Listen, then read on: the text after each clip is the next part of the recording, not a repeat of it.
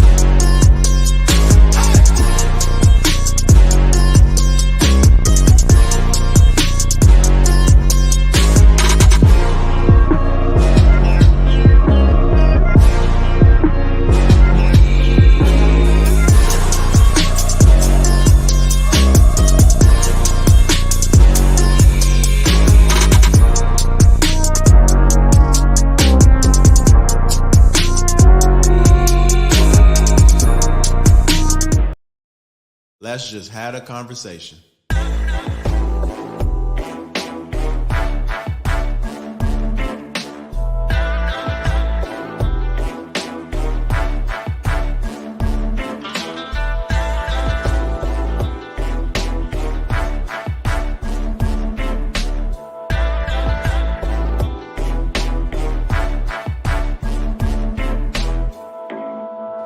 Doing, family? Let's go, Tom.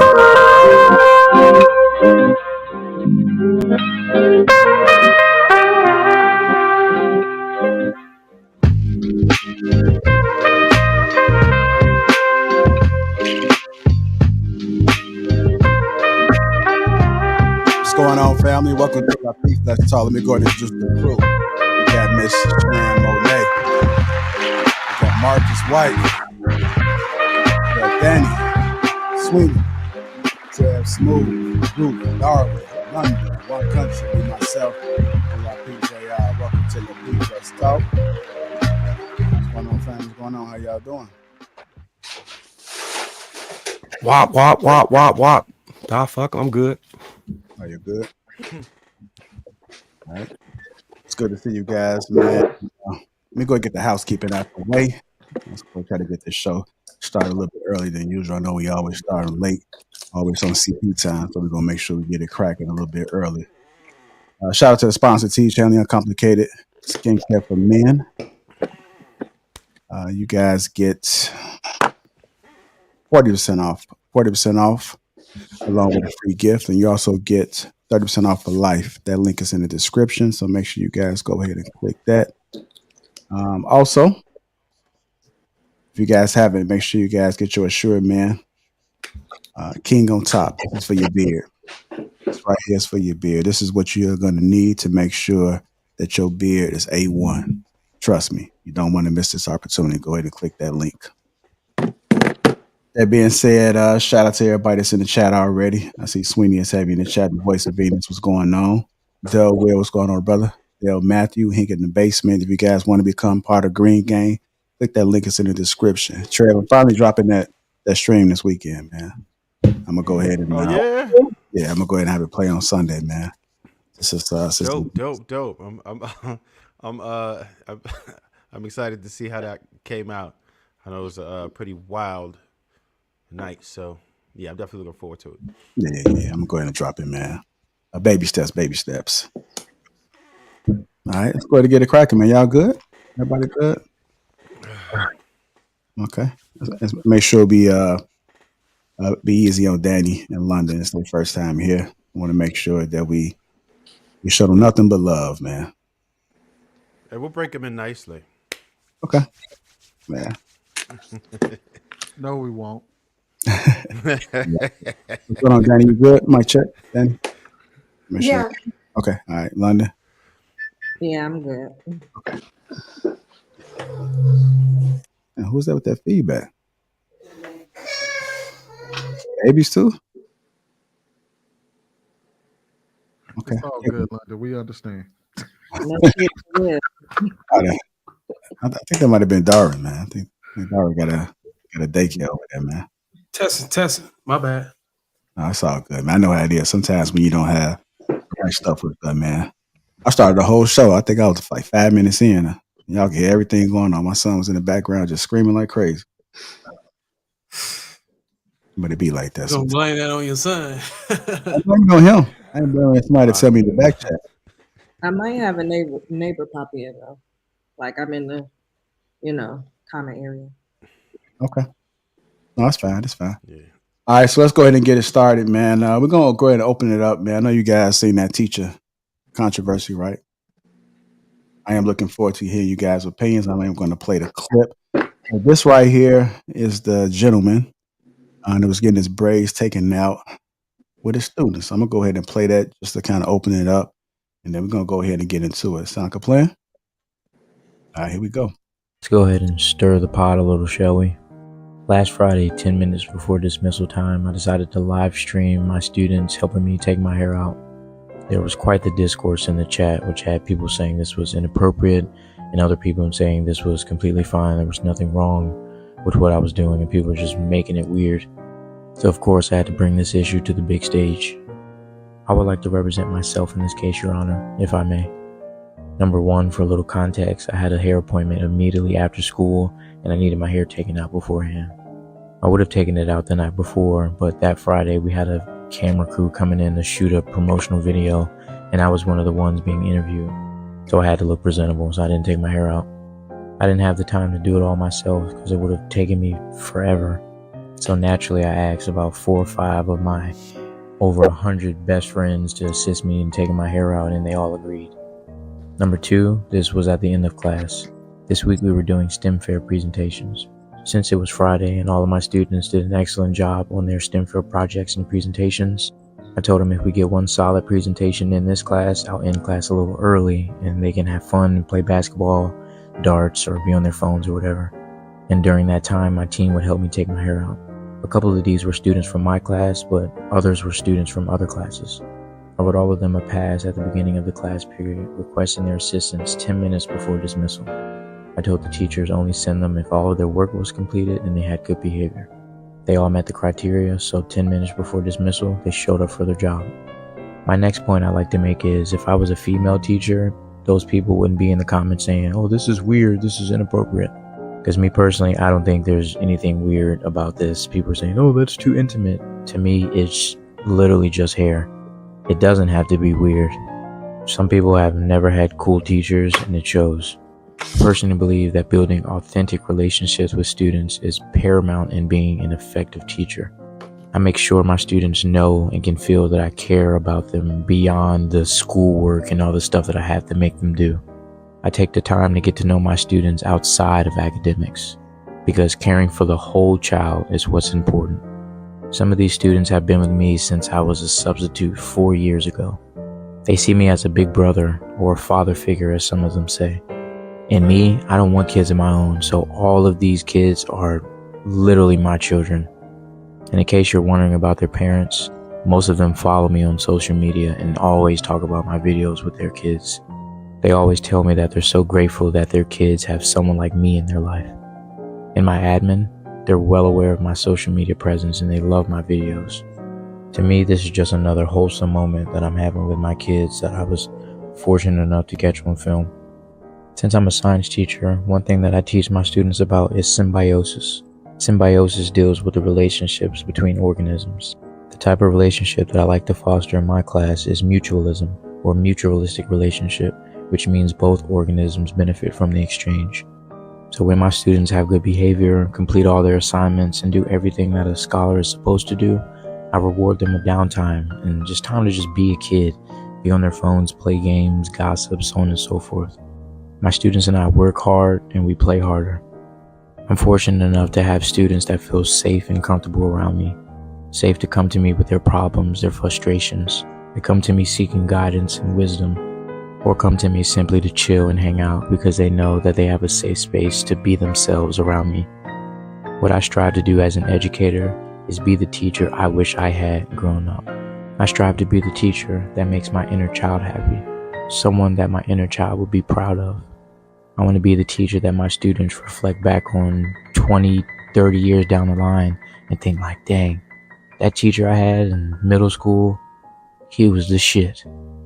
No further questions, Your Honor. So let me know your thoughts in the comments. You think this was inappropriate or people are making something out of nothing? And although you are entitled to your opinion, all I ask is that you be respectful. Thank you. You can't expect me to take you seriously.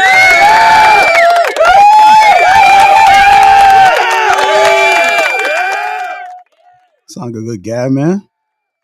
Say he don't want no kids. So these are his children. These are his children, man. All the parents know him. They follow him on social media. They know what type of time he's on. He recorded. Good guy, man. Good guy. I'm gonna go ahead and start with you, Shan. You know, I know you're a teacher. Is this something that's typical in the classroom? I'm coming to you next, Cookie, because I know you guys actually have hands-on with I got students. my nails done in the classroom today. Okay. One of my students did my nails today. But I teach an entrepreneurship class, and it was her performance finals. So It's a little different. But so what I'm going to say is, so he's a core class in our school system. We have what's called bell to bell. You're supposed to teach from bell to bell, right? But I do understand that there is downtime. I would have liked to have heard him say something like, this is an advisement class, a homeroom class. And usually those are the classes that, you know, you can be a little bit more flexible because it's really not instructional time, right? And he's correct. Sometimes when the kids get done with their work, they do give an incentive, like, oh, you guys are good done with your work. You might be able to do this and this. I've never heard taking braids out, though. It's kind of, I wish he would have just done it after school, or I don't know. I think it's just it wouldn't hold over well in Gwinnett County because they really want you to teach from bell to bell. As far as it being little girls touching his hair, I mean, to each his own. I didn't see, if I found out, you know, my daughter was in middle school and she took somebody's hair out. If I trusted in videotape like this where I can see it's innocent, I guess I would be okay with. I think it was a little strange, but I guess I would be okay with it if it's innocent. But you know, rule of thumb, I don't allow kids to touch me. I don't touch kids unless it's like a little side church hug. And of course, to get my nails done for a performance exam. That's all. Okay. All right, so you don't have a problem with it. You're okay with it, as long as. I think my problem is not necessarily him taking out the braids. My problem is the instructional time. That's all. All right, what's going on, Cookie? Hey. What happened there? What are your thoughts, man? We have a bell-to-bell rule as well. I'm not that teacher. Kids don't listen bell to bell. I'm a project-based learning teacher. So that means I talk for about 15 minutes and then we're working on something. So a lot of times some kids get done early. He's right. And he said it was the last period of the day. And by that time, everybody's burned out anyway. So as far as him getting his hair taken down, I didn't see anything. He went live for a reason. Just so he can protect himself. It's called CYA in the teacher world. Cover your ass.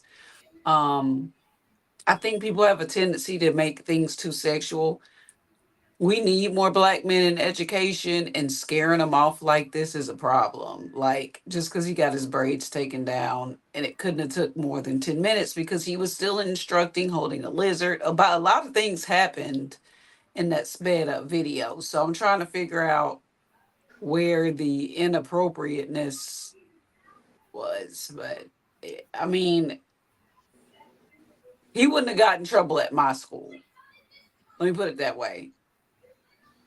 So I don't see anything personally. If I walked in and there was a bunch of girls with rat tail combs taking out a man's hair, I wouldn't automatically be like, oh, because there's been worse. There's been worse. So yeah. The lights could have been off. It could have been lights spinning. It could have been a worse scene than that. I think people are overreacting and need to leave that man alone. All right, the people overreacting. And White, let me go ahead and get some male perspectives. What are your thoughts about that, man? I know you have some young ones, and you know, if you seen that video, what are your thoughts? So I'm jumping back and forth. Like I got hair. I usually had hair, and I didn't got my hair braided by the neighbors before, by their little cousins before, by different people, family members that I never even met. You know what I'm saying? It's hard taking your braids down. Like, especially them individuals, it do take a long. I think he probably should have just called off from work maybe and then got them done at the salon. Because although culturally I understand it, it's part of like maintenance, and we all like, if my daughter was taken down and he paid her, my next door neighbor braids and he paid her, and it was out on the porch or something where everybody could see, I would not have a problem with it. There's also a power dynamic that makes it kind of weird. So it's like, because maybe she didn't want to take the braids down. Do we have the influence to force her to take the braids down by offering a grade or by looking down? Like, so it's a lot of different things that I would have been like, stray away from that. But just on the surface, like younger people taking down, like doing hair, if they worked at a shop, would it have been an issue? I don't think so. I think the issue was it was in that specific classroom but I also understand the need to be interconnected within the community. I'm kind of perplexed because there's a lot of stuff that I heard somebody for about my kids. This ain't, and he also said the parents know. That's another thing that kind of like, because my relationship with the neighbors would be the reason why I would feel comfortable with my daughter being on the front porch taking his braids down. Now, if it's somebody I don't know and you walk down the street and you, man, get off that porch, get your little ass to the house. No. Hey, bro, why are you talking to my child? That's different than if you got a 4-year. He said they got a 4-year relationship with the parents. He be on social media every day. Him talking about he wanted to be the teacher that he wanted when he was in school. It resonated with me because I try and be the parent that I wanted. So I understand those things. I just think he misstepped, and he should probably draw finer lines to make sure he never can even be misconstrued as being on some Drake shit. You know what I'm saying? So, yeah, that's my thought. I'm gonna go to Sweeney, man. Sweeney, I seen your face. You might have been a little bit disturbed by what you've been hearing. What's going on, brother? Oh, been all right. I think a lot of people are projecting. Not necessarily anybody on this panel, but as far as the comment section, anybody that was, as a matter of fact, there was an entire discussion about it on Facebook among some friends of mine. And then when you ask questions 3 layers deep, you find out that the woman who was so against it was someone who was abused as a child. And so you're projecting your problems onto this teacher who did nothing wrong. Now, granted, was there some school things that he may have violated? Possible, but obviously not. I would assume going live in your classroom is probably a violation as well. But obviously this school is okay with it. He's been doing this for years, apparently. He has literally a social media page dedicated to his classroom. So this is not anything new. Is this any different from a coach or a teacher who asks his students after school to come help him work on his car? Shan just told you that her students did her nails. For a grade. And she offered a grade for it. The very thing that Marcus, it's the class on entrepreneurship class. The very thing that Marcus said he will be worried about. It's literally the class. Like, it's the performance. No, seriously though, the problem I have with this is if I did a Venn diagram of the people who are upset with this man and the people who saw nothing wrong with that mother letting her daughter wax grown ass women, it would be a perfect fucking circle. A lot of those people would see a black man do something and just see the worst in the image and what's going on. But they'll see a woman who let her daughter wax grown ass women and be like, oh, she was just being an entrepreneur. She was just teaching her how to do. Stop it. This was innocent. There was no worse that could happen. There was none of that. It wasn't. He let the kids in the classroom take down his hair. And am I the only one that sat here and recognized that all these girls had rat tail combs? They ready to do hair. All of them had rat tail combs. You know he didn't produce that shit.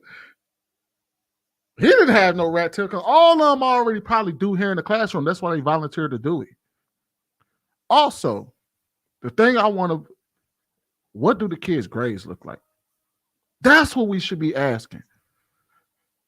Y'all worried about the wrong shit. Because if his kids are passing, and I don't mean that fake, throw them along just because you're trying to hurry up and get them through passing. I mean, his kids are good kids that are passing, they're doing their jobs. The parents love them. The students love them. And he was right. We all dream of having that teacher that we connected with on a level that was like, damn, that teacher really did change my life. So shit. I think this is we reading too much into this, and I think a lot of people are speaking from their trauma. One of the commenters said that, yeah, we used to have crushes on our teachers back in the day. Yeah, just because you wanted to fuck your teacher doesn't mean you got to make it seem like these kids want to fuck their teacher, or vice versa. Not everybody is Drake. Wow, man, y'all just I have a question, JR. So I didn't even see the comments. Were the comments more so of the professionalism, or were they saying that they were saying he was appropriate?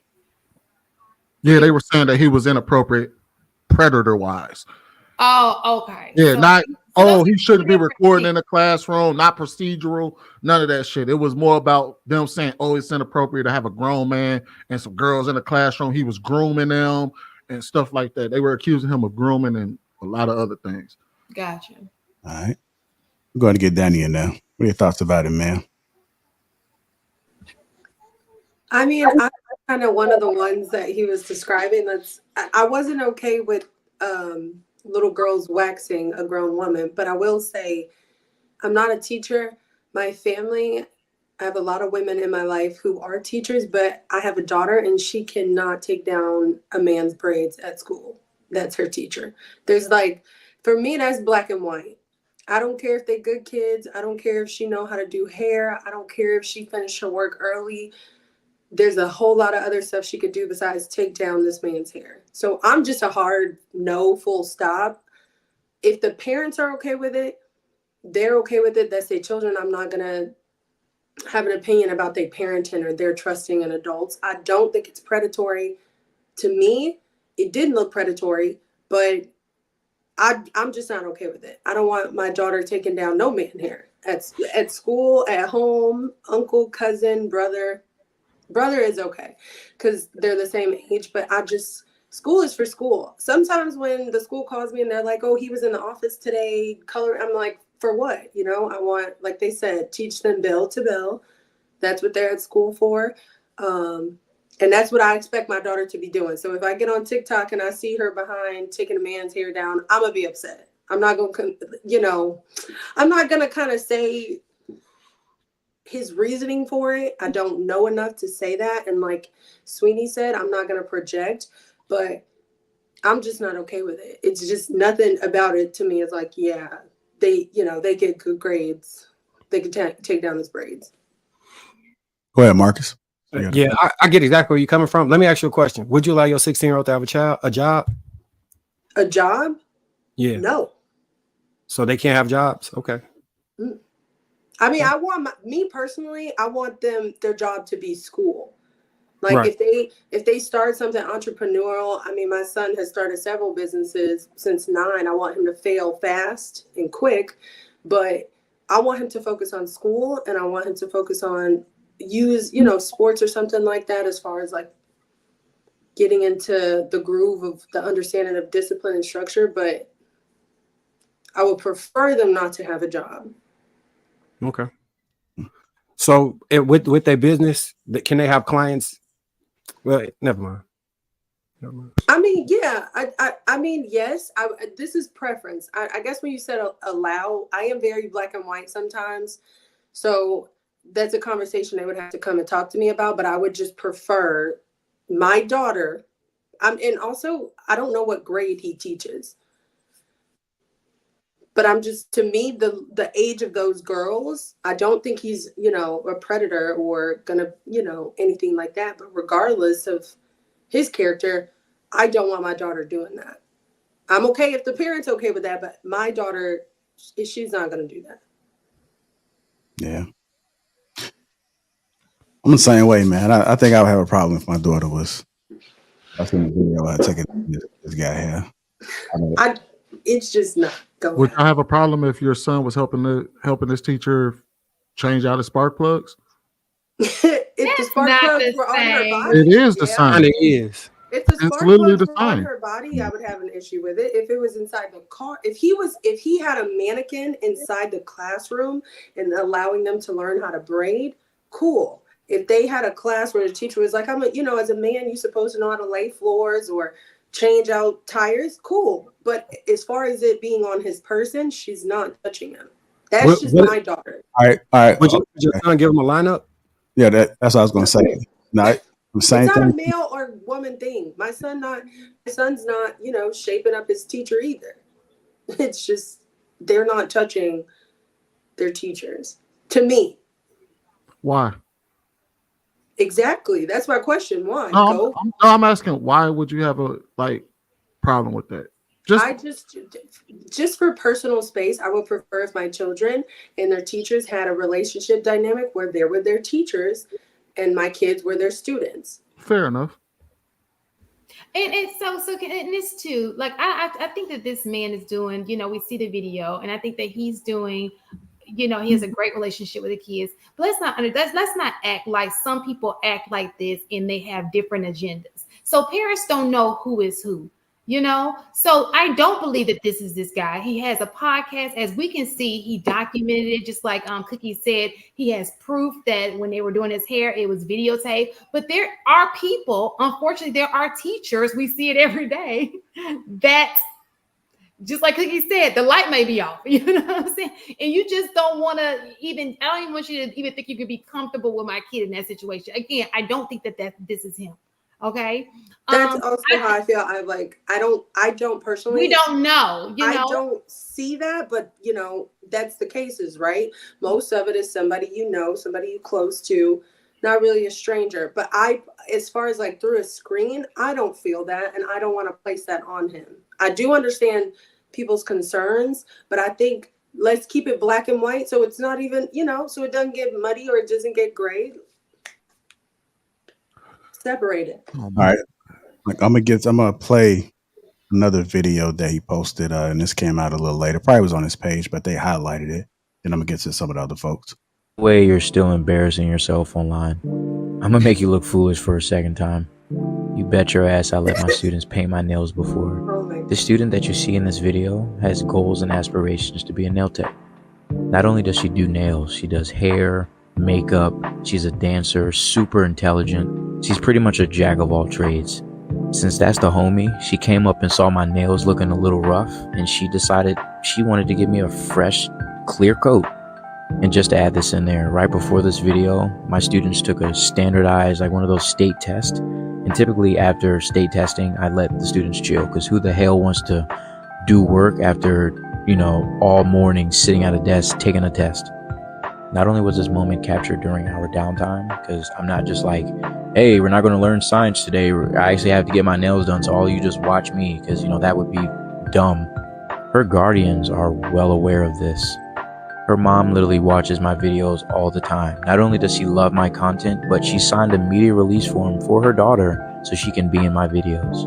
Y'all men are literally telling on yourselves in the comments. Why are y'all projecting your weird ass energy?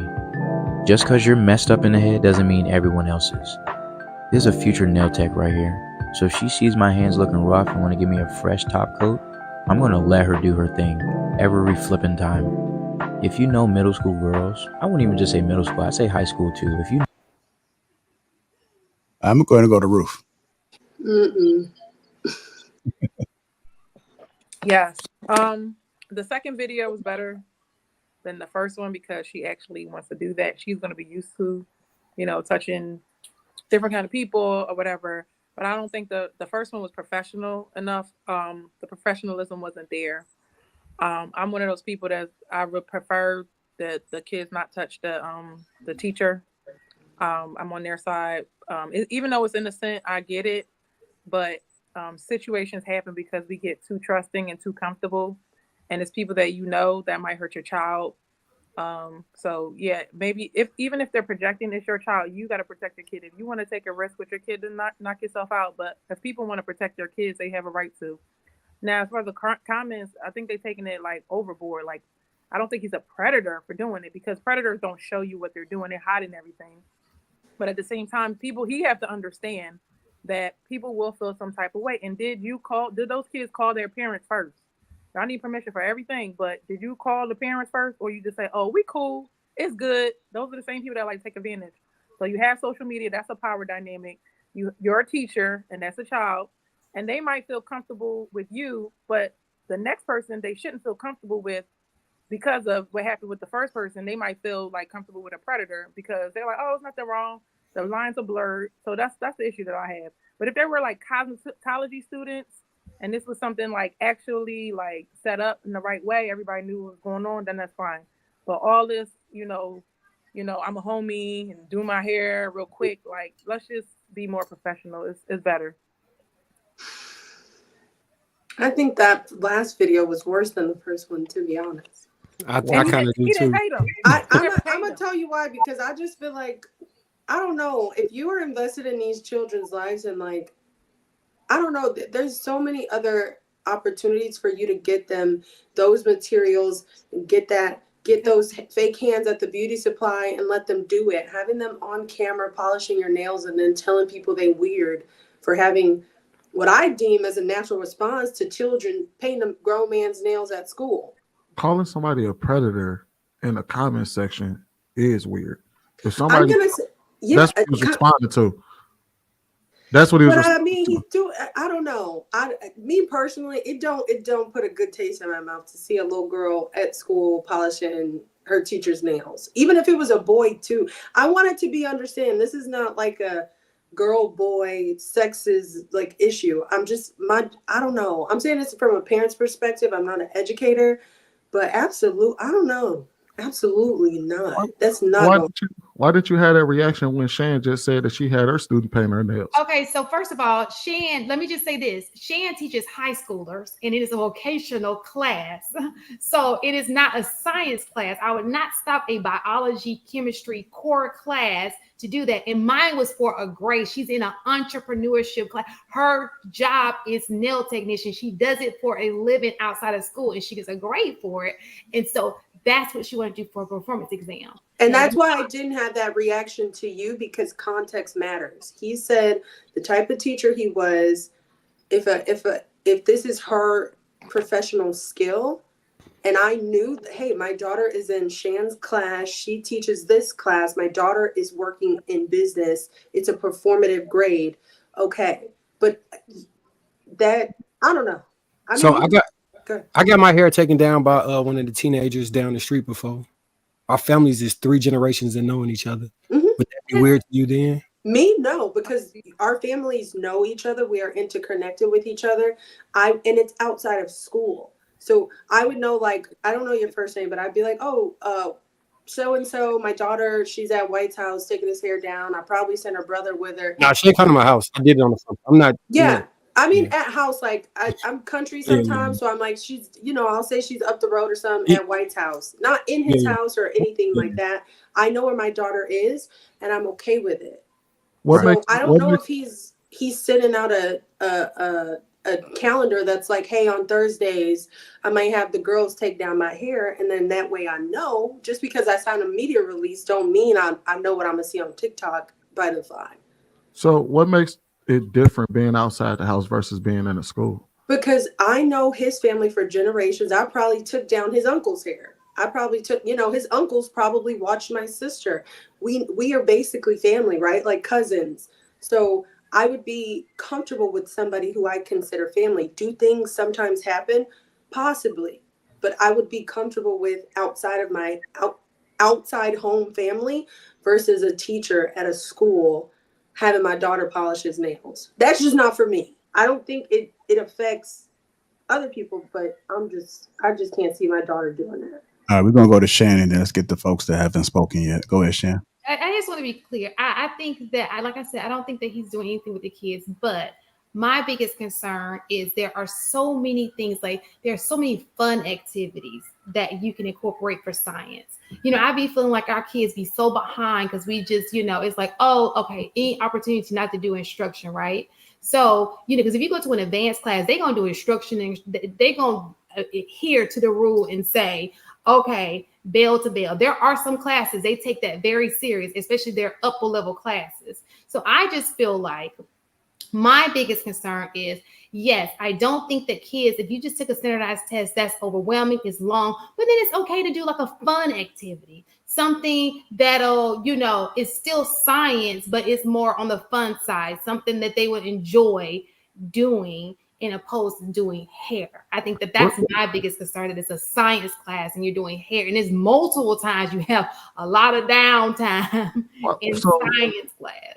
So why is it that, what if his kids are good? If they're good, they can be great. So this is the thing about advanced classes, right? Because you do have that. You have kids who excel in there. They need to be challenged. So, okay, got that. You got that down pat. Let's go to this. Let me try this, but you can do it in a fun way. These are kids. There's always something to learn. They ain't all knowing. My question is that because we're looking at this, we seen 2 videos. Right. He has an entire social media. How do we know he doesn't already do those type of things? What do you mean? He doesn't already do advanced things or do extra projects and things like that. So I don't know how long his class is. So I look at it this way. I have an hour a day per week to get my kids to know as much information about my subject as possible, right?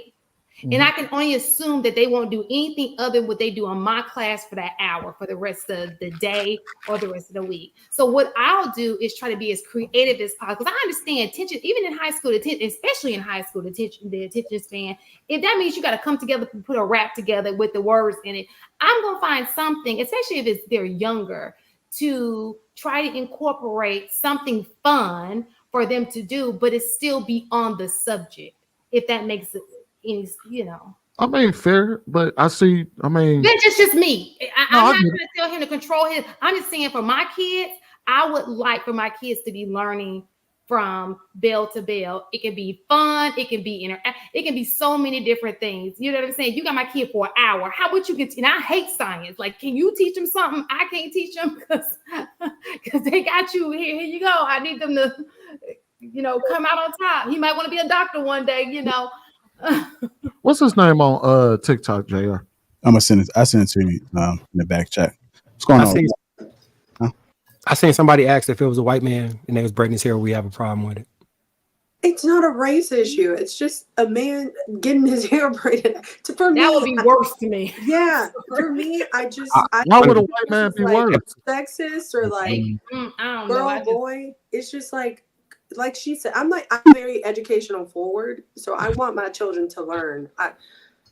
I'm looking at it not from a pet, not that it's I'm not thinking a predatory anything inappropriate. I'm just saying, if my kids in the class, I want my kid to be, excel. We got big goals coming. Like, I need them. Yeah. Let me go and get London in there. Go ahead, London. What are your thoughts about it, man? I appreciate your patience. Thank you. I don't have kids, and I'm not an educator, so I'm not overly opinionated about it. But I think that there's boundaries that are just being crossed. And I think that it does teach the kids to be overly comfortable with physical touch with a stranger, with somebody that they shouldn't be physically touching. There's intimacy in here to me. Now, I don't know if everybody else feel that way, but he wouldn't have little boys do it. They're in middle school. He wouldn't have the boys do it, so why have the girls do it? There's intimacy in the boys doing it, and that's why he doesn't have the boys do it. So to me, nobody should do it, in my opinion. I mean, boys don't do hair or nails. Exactly. Some of them do. I know some men who can lace some hair, honey. Yeah, but most women, come on now. Likelihood of you running into a boy that does hair. It's not about what they like. It's not about their, usual activity. No, he still wouldn't want a boy touching his head and rubbing their hands on his head. But what if he lets them edge him up? They're not caressing and grabbing and combing and rubbing. Yeah, I'm a barber, and I can tell you right now. I grab the head, I move it, I touch the face, all of that goes down. In fact, I probably touch my clients more than my wife does regarding the hair. Oh, that is all good. She's just touching their hair. I'm more likely to grab their face, move their head, and all that other shit. But she said boys don't. You're a man and you're a barber, so you're going to do those things, and I don't think that's inappropriate. No, I was saying, I was just posing the question of what if the boys are just edging them up? All right, let me ask you. Don't braid here. Do you have a problem with your 12-year-old son playing with grown men in basketball at the YMCA to get better skill set? Because that's the most touching you're gonna do. I'm gonna basketball. Tell you, the answer is no, because he is a 12-year-old at a YMCA playing basketball. I think it's not about and I will keep saying this. I don't see it as predatory. I'm uncomfortable with it because, again, I feel like when we have these panels, we have to be objective, but also put ourselves in the dynamics of the people involved. As a parent who has a daughter or a son, learn Learn at school. Learn. Sit down, learn at a desk. Go to recess and play, or do your electives. Learn a language. But you're not touching no man's head. You're not touching no woman's head. If she wanted a ponytail because she had a meeting after school, you're not doing it. How old are your kids? 6, 8, and 14. So it's in 14 years, it's a no. I want them to learn it. Donnie, you should have flipped it on. Question, Cookie. Can I ask Cookie a question real fast? Would you feel comfortable with a boy touching your head like one of your students? I don't know what grade. What grade do you teach? 10th. So you feel comfortable with, like, if you had something and you needed, like, to take your braids out of your hair? A boy? A boy. I just don't see it happening, but I'd be able to identify the boy to do it. But I've had girls put makeup on me. I've had one of the boys put makeup on me for a what? I have for a coaching banquet we had that I didn't get to go home for. But he's LGBTQ. I don't care. I don't know. And it was after school, so he was a soccer player. He was like, "I'll do it. I'll beat your face." I was like, "Okay." The reason talk to his parents, like, did you call his parents? Did you call his parents and say, like, "Hey, your son's about to do my makeup after school"? Absolutely. And they said, "Okay." She called, so she said they're very supportive of their son. Yeah. I think there's straight boys who do makeup, but I just what? I don't think he called those parents. He just said, "I'm on live. This is it. I'm going to take advantage of the moment." I don't think. But I think he has the full support of the parents, though. I'm a CYA teacher. No, he didn't get permission. Permission and support is two different things. It's like you taking advantage. After the moment is over, then you're gonna tell me you did it. It happened. Now I'm gonna look a jerk for saying, "Well, why is this happening?" But they might just felt some type of way, but didn't say anything. Well, I guess what I'm saying is that if he built rapport with the parents who've all support him, he said all these parents follow him on TikTok. They are used to him in this space. So they're not used to their kids touching him, though. But he got him sign a release. He had him sign a release. But a media release. As a parent, a media release is not the same thing. A media release is not a touch. Y'all seen Sandusky, the football coach that was like renowned and had so much support from parents. And again, I do not think this man is a predator like Sandusky, but I think parents having trust in their community and their teachers and staff and faculty is one thing. But I think for me, boundary structure work for me, and school is school, home is home. You want to get your hair done, go to a shop. It's called full disclosure. If you fully disclose it and they had permission, then okay. But I don't think he fully disclosed it. I think we're making this bigger than it actually is. Let me go to get Bruiser in there, and then let's go to Trey. Let's make sure we let them speak, y'all. Go ahead, Dara. I think the risk is too high, and I think we toe in a line whenever you incorporate physical touch between students and teachers, because a lot of people, whether you like it or not, associate physical touch with intimacy, sort of like what London said, and it's just too much of a risk, and it's a gateway to open up exploitation from other teachers. If you get a mass of teachers and a mass of people in the media that's okay with seeing this, and it becomes normal, and you have people who are undercover petties that don't display it, can get gratification from getting their scalp rubbed with moisturizer and their hair taken down on a regular basis, and you wouldn't even know your child is a victim of this type of thing going on. So me personally, I think it's just towing the line. It's just too much. It's already unprofessional. You should. There ain't no excuse, man. I heard all his excuses about he didn't have time to do this. No, we treat women, we scrutinize women for similar excuses, and we come down hard on them. So we should be coming down hard on the men as well. I think it's unacceptable. Absolutely unacceptable, because it's physical touch, and you can shape it whatever way form you want to, with male, female. And I was trying to tell Donnie earlier to flip Marcus's question, because I guess he tried to make a point about her 12-year-old son playing basketball with grown men at the YMCA. If you're gonna use that scenario, you have to switch the genders. More like your 12-year-old daughter playing pickup ball with grown men at the YMCA. If she could hang, I would be more than happy to let her go. So my thing is, I play 15 and under, right? I wouldn't let her go by herself. But I'm saying her being on the court playing basketball with grown men, if she good enough to do that, I would push that, because the thing that you don't compensate for is the thoughts that go into people's minds, man. Like, you don't have access to those thoughts. You don't know what's going on in their mind. When these women are putting moisturizer in these men's head, you got to understand. I used to have a head full of hair. Believe it or not, I know I'm bald. Goddamn. Oh, really? I'm coming from somebody with hair who struggled with finding people to take his hair down, so I understand, because it's been weeks where I couldn't get nobody to take my hair down. I'm calling around the hairdresser all these. That ain't my kid's problem. You can't go get your shit taken care of. That ain't my kid's problem. But the thing, what I'm trying to say is, I've had fingers graze and moisturize, and people they ain't rubbing my scalp and all. It feels good. Like, it feels. You don't know what type of appetite this brother got. You're projecting, my brother. It didn't really look like it felt good. You projected. Okay. What I'm saying is, it don't matter what type of appetite the guy has. You can't account for many other men who see this as a gateway to introduce this to their classrooms that might be undercover petties, and you'll never know what's going on. So I think that's too much of a risk. I agree, it's a huge risk. I think yeah.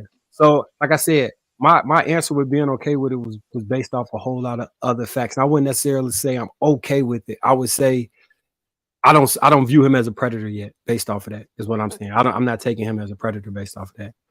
I am saying that is strange, XYZ, but as a predator, I wouldn't go that far. Notice I never accused a man of being a predator.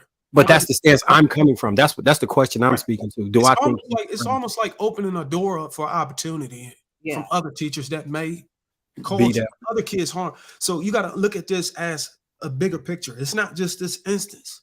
This thing is a global thing that can spiral out of control. So if you're giving these teachers this much right to be able to be in physical touch with your kids, you're opening up other things that we're going to have to in turn police in the future. Now we're going to have to get them to sign stuff. Now we're going to have to get background checks so you can touch the teacher. Fuck all that. Just don't even go ahead. Sorry. Statistically, most people know they're predator. I think it's like 3 and 4 people know they're predator. Mm-hmm. So just because he might not be a predator, they might know somebody else and get too comfortable with them. Everybody needs boundaries, and these teachers need boundaries. That's my point. I think it's extremely out of line. And I'm not trying to put down on this dude. I don't know this dude. I'm not trying to disrespect. I know he said be respectful and all this stuff. But if you were to actually ask yourself, if a man that had kids helping a male teacher that had kids helping them change spark plugs or some shit, or agricultural or whatever, agricultural will have kids doing all kind of shit with the teachers. And there was some breaking news about the teacher touching or molesting kids. You would be shocked. You would be surprised. You would be angered. But if there was some breaking news about a male teacher touching or molesting the little girls that's occasionally rubbing his hair and taking his hair down and greasing his scalp, you would not be surprised. You would be more like, you know what? I could see that could have happened, how that could have happened. But because you have that in your mind, it opens up further discussion and further need to have a conversation and actually think about the potential of something spiraling out of control among other teachers. Maybe not this one, but other teachers. And then also something else you got to factor in too is that it may not necessarily be him, but it may be the young ladies that's touching him. Exactly. We didn't account for that either. Yeah. Or the people that are, and the girls can account for it. The girls can back this. You have some fast girls. You might not want to admit it. You're a grown woman, but you know when you was a little ass girl and you was hot on you saw some grown men that gave you the fix. Ow. And he ain't ugly either. So I think also we're kind of missing the situations where, like, when we switch it like man woman, there's so many women predatory teachers that have babies with these little boys and see these little boys hitting puberty, and maybe they're doing it more, covert. But I think like London said, it's a boundary issue, and I think even And for just the putting people it that online. think that, okay. Yeah, for the people that think that people are making it a big deal, what we're saying is you feel one way and we feel another way, but why did we not get the option? You're fine with that, but that's okay with you. But what I feel about my child is not taken into consideration, which is the whole point. Yeah. I So think we should be free to feel this way and be protected. And we should be able to opt in or opt out. I think that they did opt in and opt out, because if he's been doing this for a long time and steady recording this, the first day, if I had an issue with it, I would have told my kid, don't touch him, don't be around him like that. Sit in your chair, do your work, and leave the classroom. The fact that he's making multiple You videos just with added it that look like, information though. I'm saying the fact that he's making multiple videos with what seemed like the same children kind of seems to me that the parents are okay with this, and that's their prerogative. No, he But we're said it not was a one accounting time. for He said it was like one time. We're not He accounting said for it was a shit. one time thing. This is not And happening then he multiple pulled up the times. He nail said, thing. Then he put the nail video. I ran out of time. He said I ran out of time for a specific event, and so this was the first time. We cannot assume that it was multiple times. I think what we're talking about, what me and Marcus is talking about, is the relationship he has with the children, not necessarily the specific event. The parents are okay with his relationship with the kids, so he's okay with this interpersonal relationship that they have. I just showed a video. He's outside playing hacky sack with the boys maybe during school hours, maybe not during school hours. I don't think that's, what I mean. He has this relationship with his students, and he records it and posts it publicly for the parents to actually, the parents who he even said, all these parents follow me. They all love what I do. But Sweeney, have you ever fell out with anybody? But I think that's okay. It's the fact that they're touching him physically. Yeah, I think all of our children have media releases. I think but to me, when I sign a media release, my child is going to be in a group photo at school or planting flowers. They're not going to be touching a teacher. And I think we're not accounting for parents who have poor judgment. We all know a parent who, you can't out of speak sight, for that out of parent, mind. though. You can't speak for that parent because he just said that they follow him. So if any of those parents in there follow him, would have said it in the comments, that's my daughter. Don't do that with my daughter. Or what I'm saying is, I'm not speaking on behalf of those parents. I'm saying there are parents, and this is just me collectively 14 years in, right? When you build a village for your child, you got to go into that parent's house. You got to talk to the parent. You got to talk to the fathers, the mothers. You got to see the village. So everything that glitters isn't gold. And sometimes there aren't parents who have their child's best interests, but if they think that their child are like out of sight, out of mind, the teacher's doing that, whatever. I think, and also for the children, the dynamic of the children in the class, right? Like, these kids are able to touch him, get this attention, be on video. My mom's not letting me do it. So now they kind of feel left out. I just don't love it. All right, hold tight, y'all. We got to let Trev get in there. Trev hasn't spoken on the topic yet. So let's yield the floor to Trev. All right. Cool. I did want to start with a question just to Marcus real quick. Because you said you've always had hair. The question is, would you ever allow a man to braid your hair?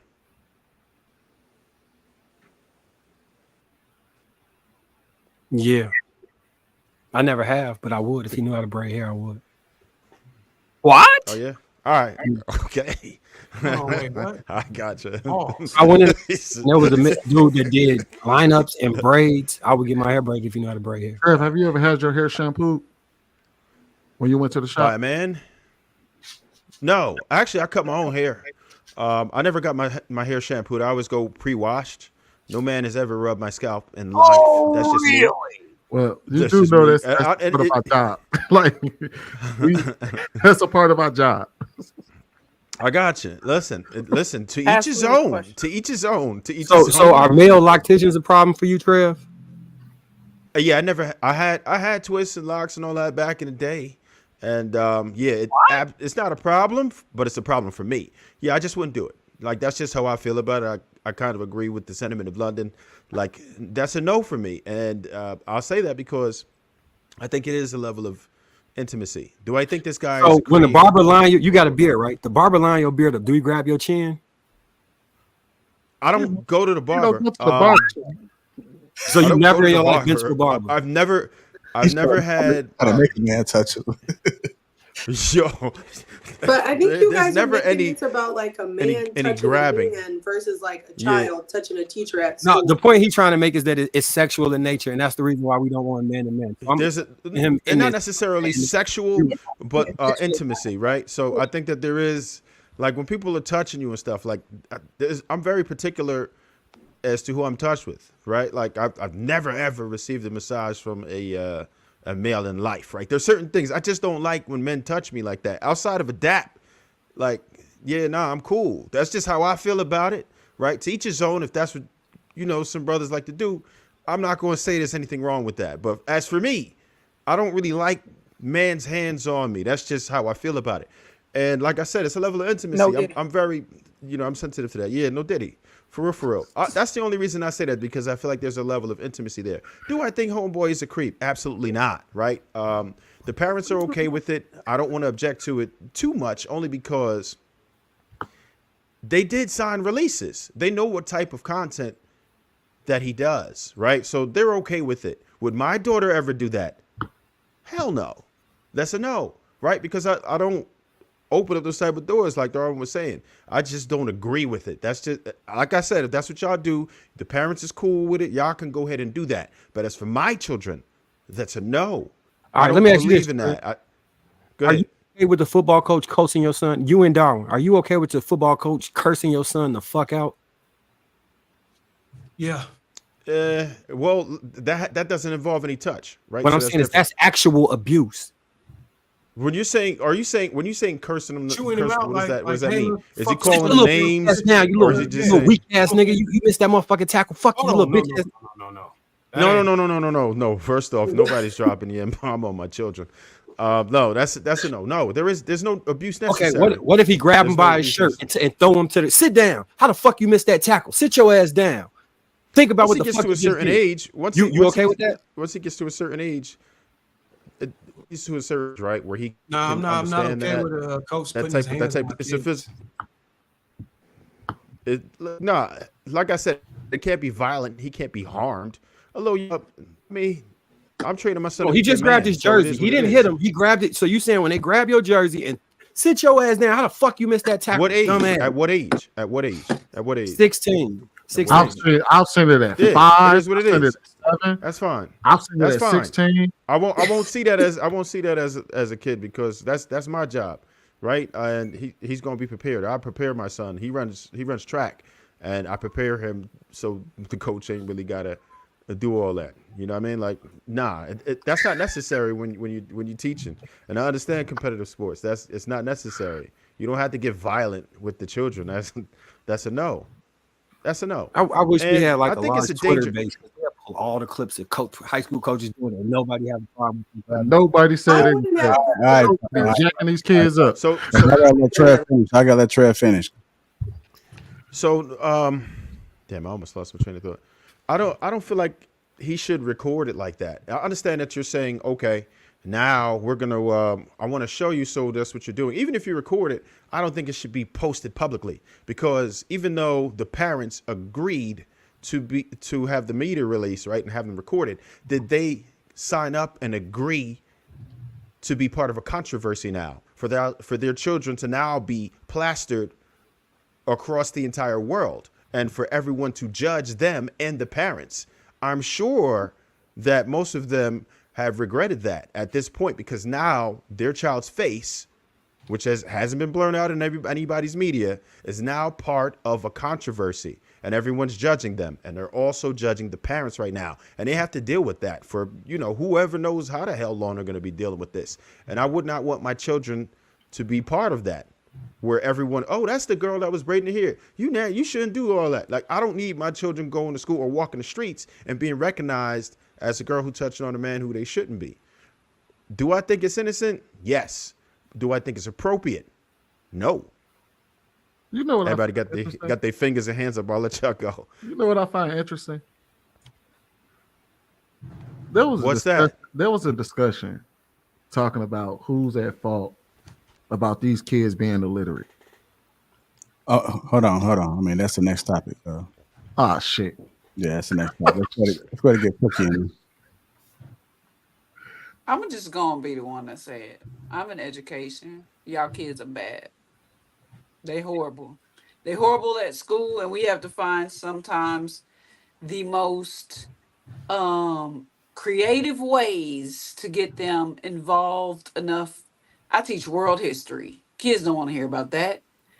We have to get creative in how we build rapport with y'all's badass kids. Or else they won't listen. Y'all talking about, oh, they're posted, they didn't sign up for this. Meanwhile, I got 10th graders in the back. I just want to I have to literally take their phones and keep it from posting themselves on the fucking internet every 5 seconds. And we talking about a dude that's getting his hair unbraided and they rolling their shirts up when y'all leave and drop off. They putting on makeup in the bathroom. This is middle school, by the way. I was in middle school last year. Now I'm in high school. They putting on makeup. They look like totally different kids, and they change it as soon as it's time to go home. Y'all have no idea. So to build the relationships that he has with those children, and if those parents agree and they can see that, oh, she still has on her uniform at least. Oh, she's done with her assignment. She volunteered. I just don't see nothing wrong with it. I think people are over sexualizing poor males, and I think if it was some girls taking out some women's braids, it'd be like, oh, how sweet, black girl magic. That's what I feel. All right, hold tight. Let me go ahead and play his response real quick so we can go ahead and transition. Let's go ahead and start clearing some people. Start off with this gentleman right here. You're letting your daughters play in a grown man's head. God forbid I had kids, but if I had a daughter with a teacher like myself, with a good heart, good spirit, sound mind, no, I would not mind if they took his hair out. That's what little girls like to do. They like to do hair and do nails and makeup. I have 5 little sisters. You bet your I done had a wig on my head before, had a whole lace front. I done got my nails painted, eyebrows done. Bro, this is what they do. As a father, I would even let my daughter do those things. Like if she wanted to paint my nails pink or freaking put a wig on me or do my hair or put makeup on me, I'm going to do every single one of those things. You know why? Because I'm secure in my masculinity. That's one thing that I think is stumping a lot of guys, a lot of grown men today, is they are not secure with themselves and they project their own insecurities onto others. Everything doesn't have to be weird. It's even with this question. Read this. You letting your daughters play in a grown man's head. Do you see how you're already trying to spin that? That's very telling of what you have going on upstairs. We as a people have to abandon this idea of, sexual intimacy being tied with getting your hair done. People have this view because typically you're intimate in a sexual manner with someone who does your hair. Automatically, this whole hair video is going to cause some people to be like, oh, where's that? That's weird. But again, it's very telling of your own state of mind. For you to watch a video like that, literally had the camera set up, protect myself, protect my students. Y'all can see there's nothing suggestive going on. It's like family, it's like community, as people were saying in the chat. This is simply a wholesome, innocent, community-oriented activity. As people mentioned, hair is very important in Black culture. We connect and we bond through our hair.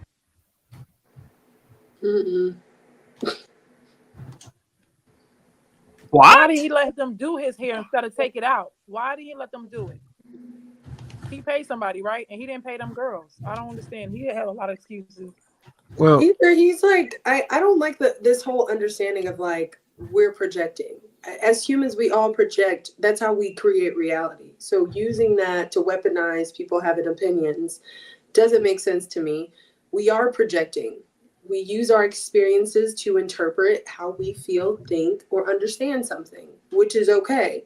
Second, you are not their family. You are their teacher. And I also feel like this is only done in predominantly African-American demographics as far as school is concerned, right? Like If the concern is making sure our boys know how to read, making sure our girls have, know how to read, make sure we get to the next grade level. I don't want to make it a race issue, because I don't think it's a race issue. It's a boundary issue. You are not their father. They are not your sisters when you were young, putting a wig on. Those are children that you were paid to teach and educate. And I don't understand why that's so shocking that that's people's expectation. And as far as like sexualizing, it's not from a sexual standpoint. I'm not even communicating from when I see that. I don't think sexuality or intimacy. I think, why the hell are they not at their desk reading, learning, having a study guide? Maybe if you want them to do something outside of, then take them outside to run, take them to the gym. There's so much stuff kids can do other than making sure you get your hair taken down because you didn't plan properly. And that's being overlooked. He's saying, as a teacher, he didn't prep or plan properly. He's gonna use his children, who he checked with their teacher, to let them know if it's okay and if they pass in their classes first. That has nothing to do with you not having enough time to take your hair down after school and then utilizing my child to do it. No. So it's I think we get away from it when we're like, as a man, would you let a man touch your hair? That's sexualizing it, because it's not a man. Those are girls, children in school. They shouldn't be touching nobody. I don't care if it's a woman or a man. Shanna's in high school and she teaches a performative class in entrepreneurship. My understanding is already going to know, yes, my entrepreneurial daughter who has a nail tech business is going to be doing a grown woman's nails. Congratulations, she's being a great teacher. I would appreciate that. You are teaching science. I don't see baking soda or volcano projects. They're taking your hair down. I don't care if he was black, white, or orange. My daughter should not be touching me. That's just me. It's just hard stop for me. I can't get around Shan? So even if so one of the things that I want to do take into consideration as well. I agree everything. I guess that's just, what Danny's saying as far as my kid is concerned. I think that if the cameras weren't there, if that was something they were doing in the privacy, it was a downtime, but it's kind of out there at this point. So you're going to judge, you're going to be people like us who are like, oh no, from bell to bell. Some people who are like, you know what? I know my kid needs something different besides just science all day. You have those different types of people, right? So this is normal. These conversations are normal. But some things to take in consideration. I would love to know where he lives. For example, if he lives somewhere like, I'm from Alabama, where everybody knows everybody. So my teacher is also my mom's best friend's son, the relationships are a little different. So maybe something like that can change the narrative a little bit. If he's in a small town where everybody knows everybody, these kids' parents know him personally, they know his family, that may change it just a little bit. It doesn't take away from bell to bell for me, but it will change how you look at the situation. Because I know here in Atlanta, it probably went fly too well because it's just too many people everywhere coming from different places. But a small place, like a little small town in Georgia, a little small town in Alabama, a little small town somewhere else where everybody knows everywhere, everybody knows everybody, maybe you'll feel a little bit more comfortable with your teacher just because you know so much more about them. You know his family. You remember him when he was a little kid and all these kind of things. Maybe. Okay. That money, I don't know. I'm in Chicago now, coming from Florida, and with the understanding of like, my daughter's going to play basketball, like Marcus said. That's okay, because my daughter's going to play basketball with Sweeney. I'm a barber. I'm going to touch a man's head. I understand that when I sit in the chair. Now, if he was recording, cutting my daughter's hair, and I acted crazy, my daughter is going to get her hair cut. So it's just like Ruth and London are saying, it's a boundary, and Darwin too, it just opens, it's too much to be left up to interpretation. And I think if we kept it professional, outside of situations where it's small towns, my dad's wife lives 4 blocks from the school that she works at, and sometimes the kids come knock on the door and you see them on the Ring camera. So I get what you're saying too. So yeah, I agree with Shan from a cultural standpoint, because like I say, it'd be 4 generations of people. I got people that live in Chicago. I'm from the west side of Chicago. it'd be multi-generational households damn near on every block. And then when people move, they move in walking distance of the other within the family. When you like everything that I be talking about is from like a different communal, and I understand that everybody come from that understanding or even that type of community. It's people who say the black community dead, and I'm like, I can walk next door and walk in my neighbor's house without knocking and go in their fridge if I want to type stuff. So I kind of view it from that lens. So there's a bias there. Plus, me getting my hair done has me not doing it in the same way as people who probably never had to sit down for hours and hours and had to get their hair done by all types of different people. And I bias the conversation. You say what? Are we all from major cities here? Is anybody in a small town? Anybody from here? And I think I have lived in one. I'm not from one, but I have lived in one, and my children climbed over the back gate to go to the neighbor's house, or the person, my children would be in my neighbor's garage. She had a fridge for popsicles for my kids. My other neighbor had a grapefruit tree. They would hop the gate and get it.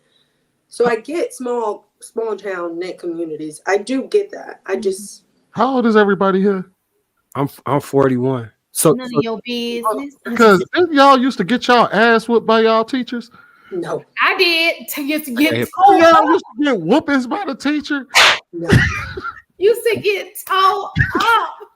But I have been traumatized on to by today. teachers, and I think we're all projecting. And my teachers obviously wasn't recorded, but I have been hit on by male teachers before, and no one knew that. My cousin got pregnant by a teacher. Right. So these teachers are renowned, right? They have a husband or they have a wife and they have children. So the outside lens is like, this is a staple of the community. But you do not know like Darwin said, you do not know what a person is thinking. You don't know if a person is getting gratification from comments or gratification from it being on camera or the head touching. You do not, there's no way for us to know that. And I think to prevent anything, err on the side of caution and don't let you. We got to start the transition too, y'all. And I can understand what Shan and Danny say, and it makes sense, right? Because they have some experience and some exposure as far as things turning left. So they may be a little bit more on the cautious side. I mean, similar to me too. I went to a Catholic elementary school, and there was a teacher, and there was rumors going around. It was in another classroom, but I would hear these rumors about the teacher and this student. And then I think she got pregnant, if I'm not mistaken. And I think they was messing around when she was in high school. So he was predatory when it came to that. And it's not saying that this guy is in particular, but you just want to be more on the cautious side than actually giving this brother access to be able to have your children touch his head. And like, I'm okay with people that don't want it to happen. It's not saying that it's a right or wrong, but it's just people parent different. Me as a parent, I'm be a little bit more on the cautious side and say, I don't even open up that door. It just sounds weird as hell to me. I don't care how good of a teacher he is. I don't care what he stands for and how many TikTok videos he had. I'm just not going. If I ever catch my daughter touching the teacher's head, I'm gonna have a problem. I can't tell you exactly what I'm gonna do behind closed doors, but I wish she would put her hands in somebody. She know better. No, that's right. And the thing is, I understand that too, JR. I have no problem with anybody that would be against it. I think the problem that I have is that, and this is my whole point, is that they're projecting something onto this man. That's where I draw the line at. I mean, but projection happens more often than none. It is what, I don't care how you call it. You have to be cautious. We could be projecting all day, but when it comes, I mean, they're saying that he's something. I get that you may be reserved and you say, hey, look, I wouldn't want my kid out there, so therefore I'm not going to do it. When you say he's a predator or he's grooming, that's where it becomes problematic, because now you're accusing him of something that could be very dangerous to his reputation. And considering the fact that there aren't very many black male teachers out there, but the whole act is still weird to me. It doesn't matter if he's a predator or not. It's just still something about him allowing that shit to happen. I just don't see that. Yeah, he's opening his up to it. Sweeney, do you think it's a little unprofessional though? A little bit. I mean, it's just in a workplace. It's considering the fact that I just asked the question that did y'all used to get y'all ass whooped by y'all teachers, and every last one of y'all said no. I don't necessarily say that I would draw the line at a parent at somebody doing somebody's hair. I wouldn't look at that. I look at getting your ass whipped by your teacher as more problematic than somebody doing your hair. That's why I brought up the football coach. Like, I went to a Catholic elementary school, and it was in writing that they can discipline us, right? So it was understood. As far as public, I don't know what it is, but I think setting and context is everything. Like that, it's not a place, but it's not a hair salon. That particular instance isn't the place for it. He's been given the autonomy to be able to do that within his classroom. I'm just wondering if he asked every single parent. I'm wondering if he asked every single parent and got consent from that to be able to happen, or if they signed off, if they fully understood what they were signing off on. And here's the thing: just because somebody's on social media does not mean we should trust them with our children. We got to stop trusting people that they're still a stranger. If you go on a first date with somebody, that's still a stranger. Did you hear about the guy that chopped up the lady and put her in the suitcase? Like, we don't know these people. You want me to trust somebody I never met before in real life that see my kid? I got to trust them by law. How is it that you never met the teacher? My kids are at school by law. It's not by choice. It's by law. So then if that's the case, I don't want them to be submitted to other things as well that I can't control. I'm not there. Why can't don't you meet the teachers? Like, don't y'all go and see the teachers? Know you. But see, they don't. No. And that's the problem right there. The problem isn't the teacher. The problem is the parent. No, I go to the thing. But Sweeney, if we had the therapist back on, what you're not understanding is a lot of Black girls have bad stories of people touching them. So it's not about projecting. This is real life. They dealing with it right now. They got to go to therapy because somebody in their family friend was too comfortable, too trusting. That's the underlying current that we're not talking about right now. It's happening every single day. Most Black women have had these kind of experiences that were inappropriate. So the fact that he feels like y'all should trust me, I'm a cool dude. I don't know you. Yeah, so my biggest problem was the comparison, like to compare it to y'all a barber. don't know him. His parents, their parents do. Y'all don't know him. Not knowing somebody is my point. And your kid ain't in his classroom. But if my kid's teacher was on social media, whether I met them in person, I still don't know you. Whether I know you for 10 years, I still don't know everything about you. Like I said, if I don't know your thoughts, I don't know you. So why do we gotta act like homeschool your kid then? This is crazy. See, that's what makes it worse. You're a teacher. I'm supposed to trust you, and then you do something that I don't agree with. Most parents did not agree with this. What parents? Because we don't know. Can I just say that when what she's saying, like from an objective standpoint, right? The pressure that your child is going to bring home, right? If you are one of the parents who are like, do not touch that man's head, do not get on no camera, right? And you have children who are being able to do that, right? So they're getting attention, they're being on camera. Your child is going to come home wanting to be a part of that too. And you're going to get pressure for them, peer pressure, wanting to fit in. I think for me, it just creates a lot of circles and dynamics. I personally am not one of those parents that are like, I know everything my child is doing, because I don't. I should know and have expectations for the teacher. I think when you say that we're projecting by having this expectation, you are also projecting because you have a high standard for what a teacher can do, right? Because they were able to whoop your ass, as you say, right? So braiding your hair is down here based on your situation. But for some of us, we have boundaries with our teachers, so we're projecting that we should have those too. So we both are using our experience to have a understanding about it. And we do not know teachers. There are teachers that are sleeping with kids, selling drugs, sleeping with teacher staff. Those are people. That's a fair statement, Daniel. Would you be I worked at a bar. There are teachers, when they come and talk about students and what happens, it's unprofessional. I've seen them do drugs and go to work the next day. You do not know those people, but you know them as a professional. Danny, would you allow a teacher to take your kid on a in this school trip to Great America? With other teachers and parental chaperones, yes. So as long as it was visible, you'd be fine with it? Not visible. If there's a permission slip and it tells me the parent list and the chaperone list and the plan and how much it costs, I'm going to sign it because I have that understanding. I think boundaries I'm okay with. This open, yeah, I'm gonna record your kids on TikTok because we know each other, we got a relationship. And I have that understanding. I don't know. He said he did that on the fly because he didn't prepare for it. So I didn't know that my child was going to be taking his hair down or touching him that day. I just know he a teacher with a TikTok. He's not giving me his TikTok calendar content creation. And he's saying he's protecting himself. Are you a helicopter parent? What? Are you a helicopter parent? No. I would love to be. I have a lot of things that I do. And also, to Lapeef's point with social media, I've had social media turn. And your point, Sweeney, I've had comments talk about me as if they knew me and they don't. So I get all sides of it. When I press record on social media, I open myself up to it. It's just him being shocked about it that's throwing me off.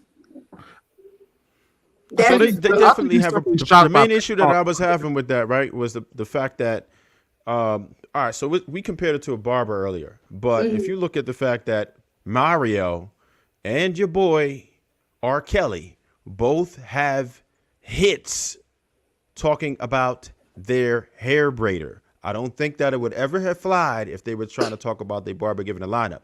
It's definitely a level of intimacy involved with that. That's the main issue. They shouldn't be touching on them like that for everyone to see.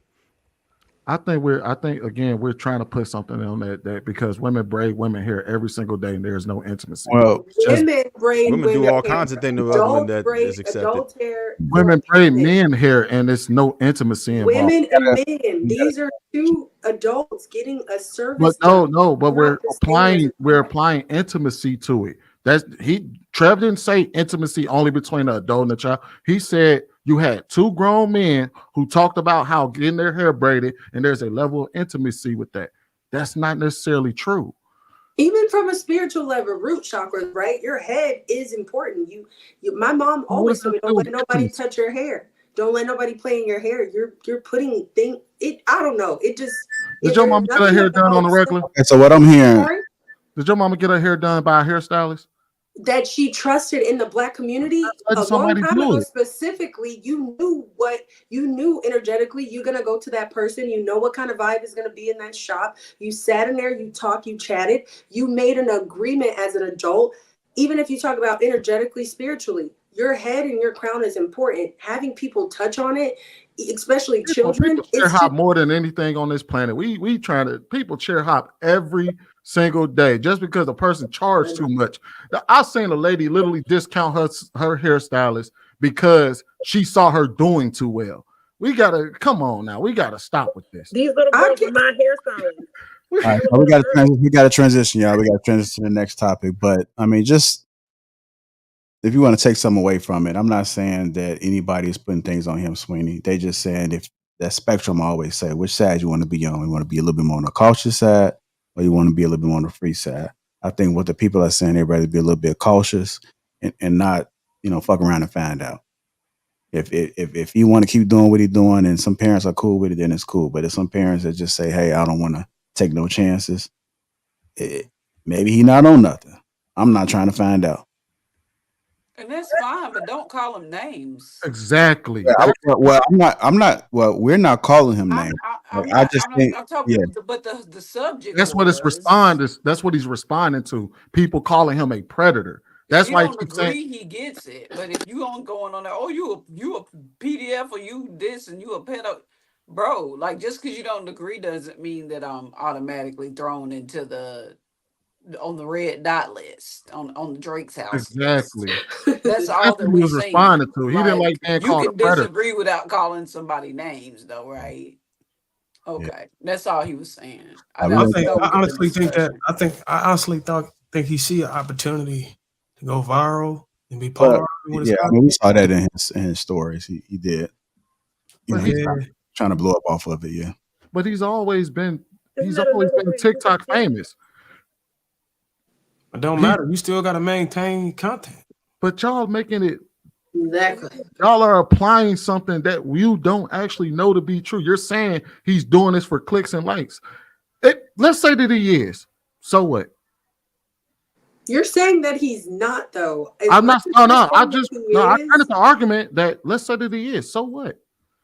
If he's doing it for clicks and everything, ain't that what we up here for? If he's doing it for clicks and likes, and the TikTok, I got 116,000 followers on TikTok. If he's And you making say money some off wild of it, shit for clicks and likes. if he's getting money off of it, and them girls ain't getting no money, they ain't getting no new combs. Yeah, exactly. All right, we got to transition. Yeah, we got to transition. I mean, right. We got to make sure we get some of the quiet. Now we got to pay the people that participate in our videos. Now, are we suggesting that for real? You need to get them girls monetized. Yeah, okay. Come on, you ain't monetizing no damn body. You know. We got a few super chats. Billy the Go Gruff, $2 says, Black single mother, shaking my head. The moms are watching. Billy Goat again says he's using them. He knew this would go viral, shaking my motherfucking head. Hink said hypocrites with the $2. Billy the Goat again says, as a dad, he'd have hands and feet on him. My kid's mom too. If she knew it was going on, y'all keep giving goofy scenarios. All good till one come up pregnant. Hink again says the biggest predators are your family members. And lastly, Drizzle Jack, a dusty house husband who stay broke. $2 says, don't mind me, I'm just here to cyber stalk. Okay, I don't know who he's stalking. Is one of y'all stalkers? He's stalking your page, man. He's stalking you. He's stalking me. He can't hear for somebody. He's stalking you, my brother. He a big supporter around the space. Okay. He a big supporter. Talking about like Travel One is too, right? Y'all know who Travel One is, right? No. Shout out to Sugar Bomb. All right, let's go ahead and keep it moving, man. Hit that like button. Also, make sure you subscribe to the channel if you are enjoying. Only if you're enjoying the show, hit that like button. And also make sure you share. We're going to go ahead and get into this Gary Owens. I'm going to go ahead and play this clip. And then we're going to go ahead and get into it. Are y'all familiar with everybody know who Gary Owens is, right? Any black person say they have no idea who Gary Owens is, need to slap them damn selves. I'm going to admit it at this point, Sweeney, now that you put that out there. But or that you just recently welcomed twins. Damn, you know everything. Yeah. Congratulations. I did. Congratulations. Yep. And one's white, one's black. Nah, man, yo, stop. Swear to God, one's got blue eyes. Cause you can tell by the nipples in the. One's got blue eyes, got these pink nipples. The other one, brown eyes, brown nipples. I said, dang, I have twins, and one's black and one's white. Did you think you was gonna be a father again, or did you want to become a father again? That's a layered question. Didn't think I wanted to be a father again, but and not have a relationship with my kids. I was like, you know, I hate that thing. Like, I'm gonna do it right this time because I didn't do it wrong. You don't think you did it wrong the first time? I don't think I did it wrong the first time. I was very conscious of how I spoke to them, how we disciplined them, how I never put them down. If all the sports and stuff they played, I was always like, I was the fun dad. Right. You know, I was like, it's not a big deal if you lose. I was the fun dad. And I was coaching some of their teams and stuff. So I don't say I did it wrong, but it's twofold. I didn't see myself being a dad, but I think not having a relationship with my kids, you know, the twins now, they're just awesome. Right. They're awesome. They're in that idolizing dad stage. Right. They're young. You like that? They're young. They're like 9-10 months. It just happened. So yeah, and that's the same thing. That's what sucks too, is my kids, they don't know them. Right. They don't have a relationship with them. And I don't want to meet them when they're 4 or 5. Right. You know? So that sucks too. Hear that you're a deadbeat. What's your relationship with your kids right now? I don't have one. It's been 3.5 years. Really? Yeah. How hard is that for you? What do you think? It's a nightmare. It's like they're my greatest accomplishments and my greatest failure at the same time. But to see how it's just crashed and burned since the divorce, and this is all since the divorce. Do you believe she played a role in the divide with your kids? I'll say I'll take the blame because I didn't ensure that my relationship with them was so strong that no matter what anybody said to them, they could be like, nah, my dad's good. So, you know, I was gone a lot. Right. I'm on the road. Right. And that's part of the deal. But I really don't know. I don't want to throw stones and stuff I don't know. I don't know if she's at the house saying your dad ain't I don't know. I mean, I do know blasting me on social media didn't help. And then other shit happened. I just don't know where it got so bad. Right. You know what I mean? That I'm just literally the worst human being on the planet. And it's funny. I ran into my ex last week. We was on a plane. We on a plane from Atlanta to Cincinnati. Come on, Gary. I ain't got no reason to lie now. I just said I cheated. That's been the freaking elephant in the room. So I got nothing to hide anymore. So I'm sitting there and I see her on the plane. I go, ain't no way this is happening. Ain't no way this is happening. That's what I'm saying. I went like, I mean, I was in the window like. You like a kid. You like a kid looking out the window. Yeah, that's my bag. That's my bag. So she didn't see me when she got on the plane. We go to baggage claim. She sees me. She comes up. We start talking, asking her like, how do we get this right with the kids? And then I keep telling her like, look, when they call, I'm there. Mm-hmm. I don't care if I got to show them, cancel it. The minute they say, Dad, I'm ready to talk, I'm out. Right. I'll go to where they're at. So when I talked to her about the kids, I told her, I said, I wish you would help just facilitate say it's time. It's time, because they do listen to you. Yes. Enough. Mm-hmm. There's no abuse here. There's no mental abuse. There's no physical abuse. They had a great childhood. Yes. Great. Private school, paid for my daughter's college. I mean, just stuff you're supposed to do if you have it as a dad. Right. You know what I mean? So I'm just like, I don't know how I became this evil human being that they want nothing to do with. I was like, I'm not perfect. I read somewhere that somebody said, when you go through the divorce, when kids are little, they idolize their dad. Mm-hmm. And then when divorce happens, they demonize them. And then as time goes by, they humanize them. Mm-hmm. Clearly, I'm in the demon stage right now. But it's just been so long that I got to sneak around to try to just lay eyes on them.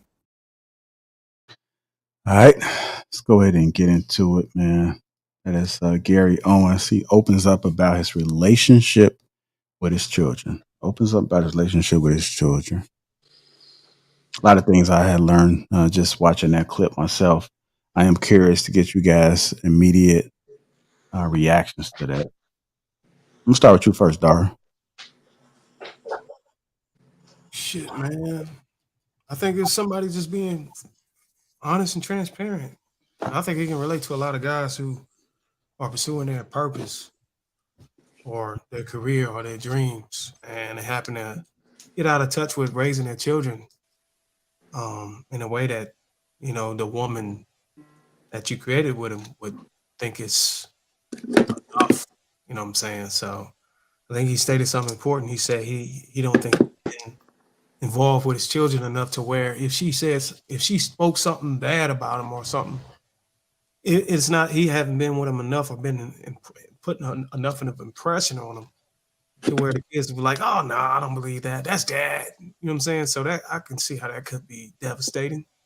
I mean, I don't have any kids. I don't have any situations or experience in my life that could relate to what he's going through. But the only thing I can relate to is having kids and being there for the kids. And he said he fucked up. He cheated. Him and his woman had an understanding of how they wanted the relationship to move, and infidelity was not acceptable, obviously, apparently. And that's caused, like he said, all these things happened after the divorce. So obviously during the marriage, they were good to go. And that's what, I guess men can look forward to. When you can't be upfront and honest with the woman on how you want to move, and if you want to risk it all and just fuck the family up for not having any discipline to be able to be loyal and faithful to your wife, and now you got to deal with this shit with the kids. This is a clear example of how your decisions that you make individually and selfishly for yourself can impact the little ones that got to come behind. You know what I'm saying? So I feel for the kids. It's unacceptable. This is a repeating behavior, not just because of it was a white guy with a black woman or whatever. I look past all that bullshit. Now, that shit don't even matter. Black and white, they've been intermingling, blended families, whatever you want to call it, for the longest. That's not a problem, not an issue with me. The issue is the infidelity, being married. I think it's an issue with men not being honest about how they want to move. There's guys out here that's making a bag, making millions of dollars in show business, entertainment, that just want to be able to have their cake and eat it. And they don't know how to communicate that to the woman. And I think that in a lot of cases, these men would just be honest and communicate that. They would be surprised at how many women would still be down with them. Just knowing that, hey, look, I think every woman can attest for this. Like, if it's better than man to come straight to you and say, hey, look, this is what I want to do. Yeah, it's fucked up. But at least you gave her an opportunity to intervene and give her thoughts on it before you actually pulled the trigger on smashing and shorty. You get what I'm saying? At least she had the opportunity to say, oh, look, if you do that, I'm going to do this. Okay, it's fine. You can have a hall pass. You never know what you're going to get. But you remove any of those opportunities from not having a conversation. And I'll let somebody else talk. I just got a quick question. Is his ability not to see his kids have anything to do with her getting in the way of it? Is that what was being said?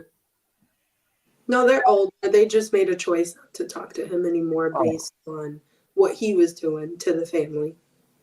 Okay, I was just making sure because I'm reading the chat and they saying that she got in the way of it, but because I was going kids are in college, not talking to him. No, they when he said kids, these are well past 19 years old. I thought his kids were young. No, he got some. So I got some twins with the new one, right? He has 10-month-old twins with the new woman, but yeah, I don't know. Yeah. Okay. So I mean, if the kids feel some type of way, that's a little different because even when you look at like parenting guidelines or like parentalship guidelines and stuff like that, your kids they still try to make sure that relationship is damn near mandatory. Now, if we're talking about grown kids, of course they're gonna feel some type of way. They're gonna feel whatever way they feel. But I don't know exactly how long they've been divorced. I don't know if this is before or after they were grown. So It was after. It was afterwards. Well, yeah, this is all recent. Then the kids feel however they gonna feel about it. Shit. I think he said something real important that I think he talks about himself way too much, and he comes off as like Darwin said, selfish and self-absorbed, and he also like dropped that Freudian slip of like, yeah, because my younger kids idolize me. So like it's just so telling. And every single one of his interviews when he's talking about his wife or his kids, he's like, I.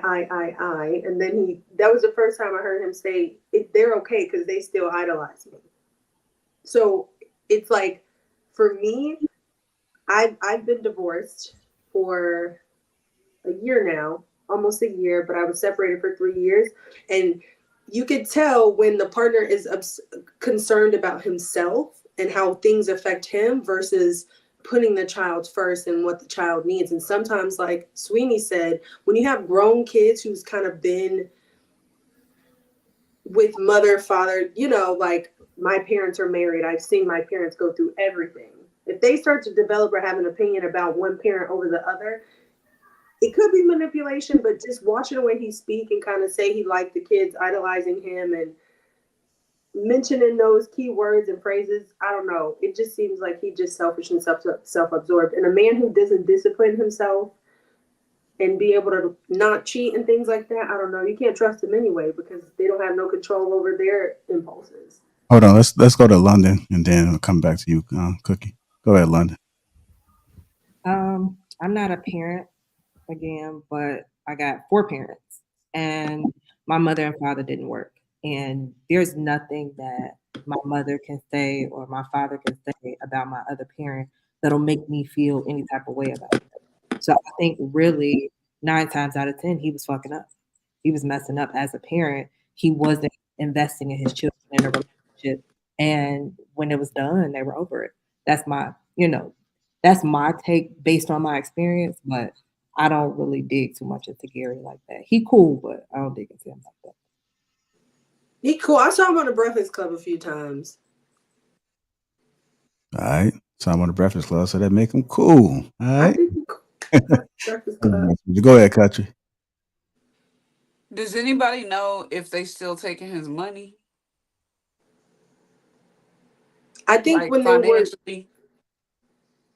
I heard him say that they had like his plan for the divorce when she had expectations for the amount of money she had was he was going to take on the debt and pay for her apartment for like a year, but she couldn't keep the family home. That was like the totality and the clip when he explained it. So, and he paid for somebody to go to college. So they hate him, but not enough to not take his money. That's what I'm getting from. Okay. I feel like there's nothing my dad there's nothing if my parents had ever split up, which they wouldn't have. Who said that? Can you put that back up? What did he say? He's financially what? Yeah, I figured he was, but he not good enough to talk to though. Um, I feel like as a mother, my daughter's about to be 20, and me and her father aren't together, but I am constantly call your dad, call your dad, call your dad. Make sure she's in contact with her father. How's your dad? What's your dad doing? Because after a certain age, it's no longer we co-parenting. It's a call your dad. Make sure he's not gonna be here forever, especially when they're providing income like that. So my whole thing about it is pick your poison. Either cut that man completely off, stop taking his money, or hate his guts, or love him and talk to him. I just don't understand. And I feel like mom is half the problem. Y'all can be mad at me if you want to. Mom should be definitely pressing the fact that her children need to talk to their father. Their horrible relationship has absolutely nothing to do with the fact that he has provided for them a lifestyle that a lot of people don't get. So that is the way I see it. I'm not saying that Gary is perfect. He was obviously a horrible husband, but it seems as though to me that he's been a pretty good father financially. Maybe emotionally he can work on that, but he can't work on that if they don't talk to him. So that's stop taking the man money if you don't want to have nothing to do with him. That's all I'm saying. That's stupid. But what? All right, so let me just give a little bit of background. See somebody in the chat. Duke and Owen married from 2003 to 2021 before finalizing the highly public and lengthy divorce proceedings that received immense media scrutiny and a public commentary. Owen and Duke share two biological children, Austin and Kennedy. Both children now have reached adulthood and are charting their own independent paths away from the public eye of both of their parents. Duke also, which is the ex-wife, had another son from an early relationship who came under Owen's tutelage. So that's just a little bit of background about it. After the divorce, both Owen and Duke have embarked on new chapters in their life. Owen recently announced his engagement to his fiancee, celebrated the joyful news that twin sons have been born. Just a year later, in July 2023, the new beginning marked by a joyful expansion of family. Meanwhile, Duke continues his pursuits in media and entrepreneurship. So yeah, just a little bit of history, man. And Precious just said that he does take care of their college, and he does still provide for them.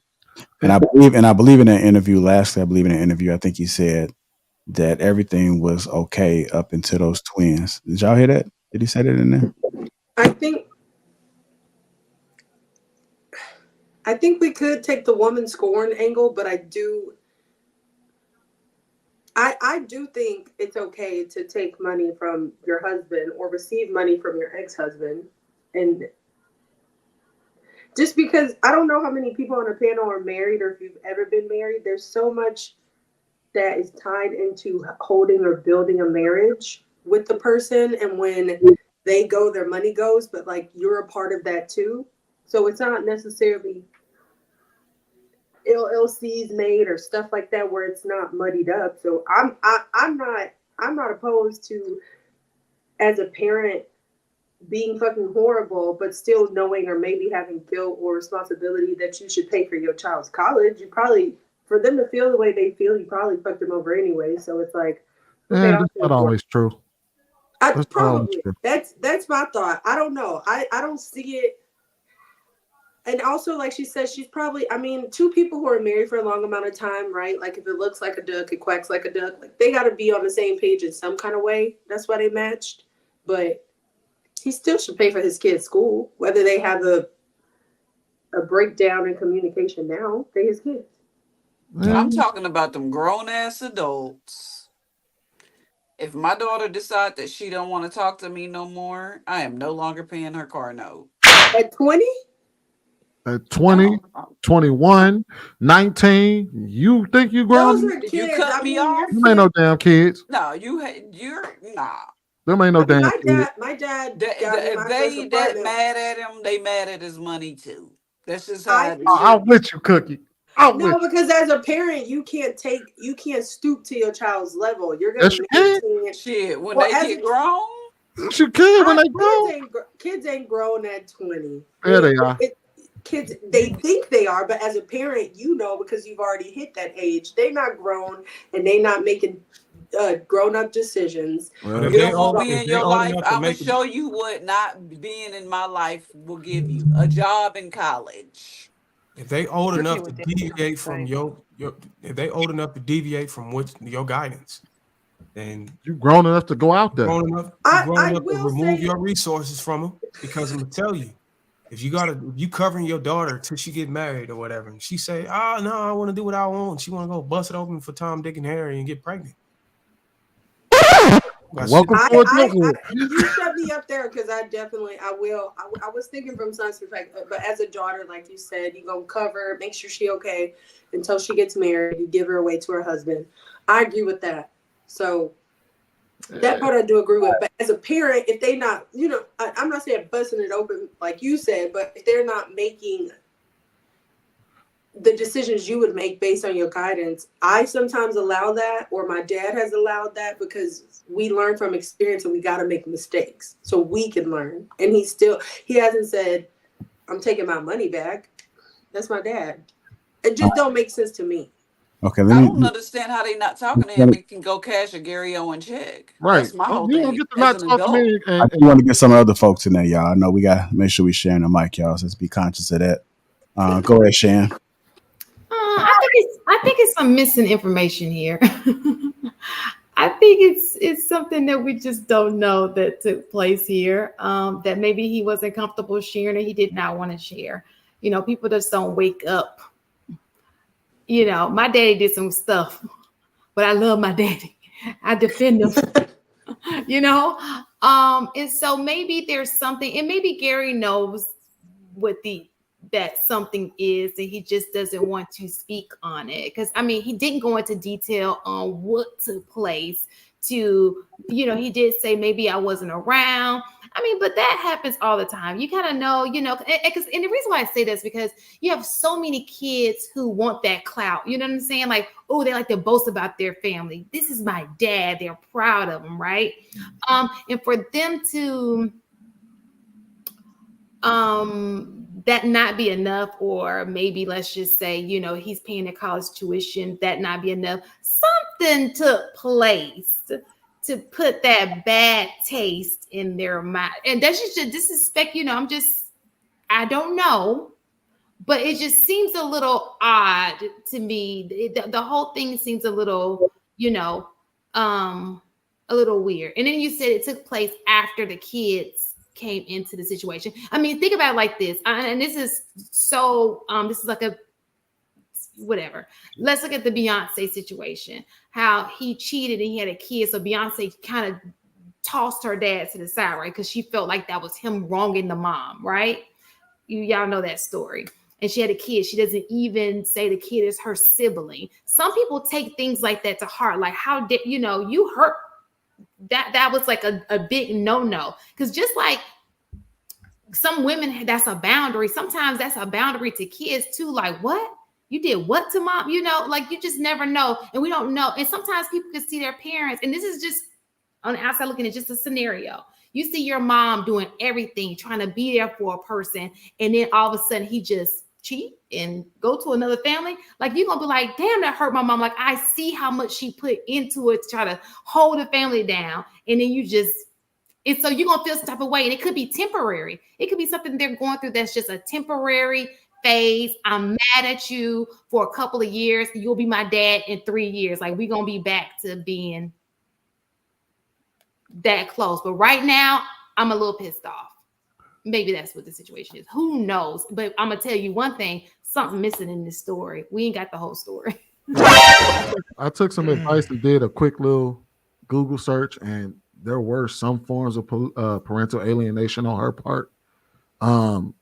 And judging by the interview, he said that the part of the reason that he wished that he was around enough for them to be able to survive the divorce, because he was traveling and all that other shit, so he wasn't even there enough to even be as big of an influence on the children as the mother was. And then when they started going through a nasty divorce, she started saying a lot of things about him publicly, privately, and to a degree, if you consider the law, it could be considered parental alienation to speak negatively of the parent, of the other parent in front of your children, yada yada yada.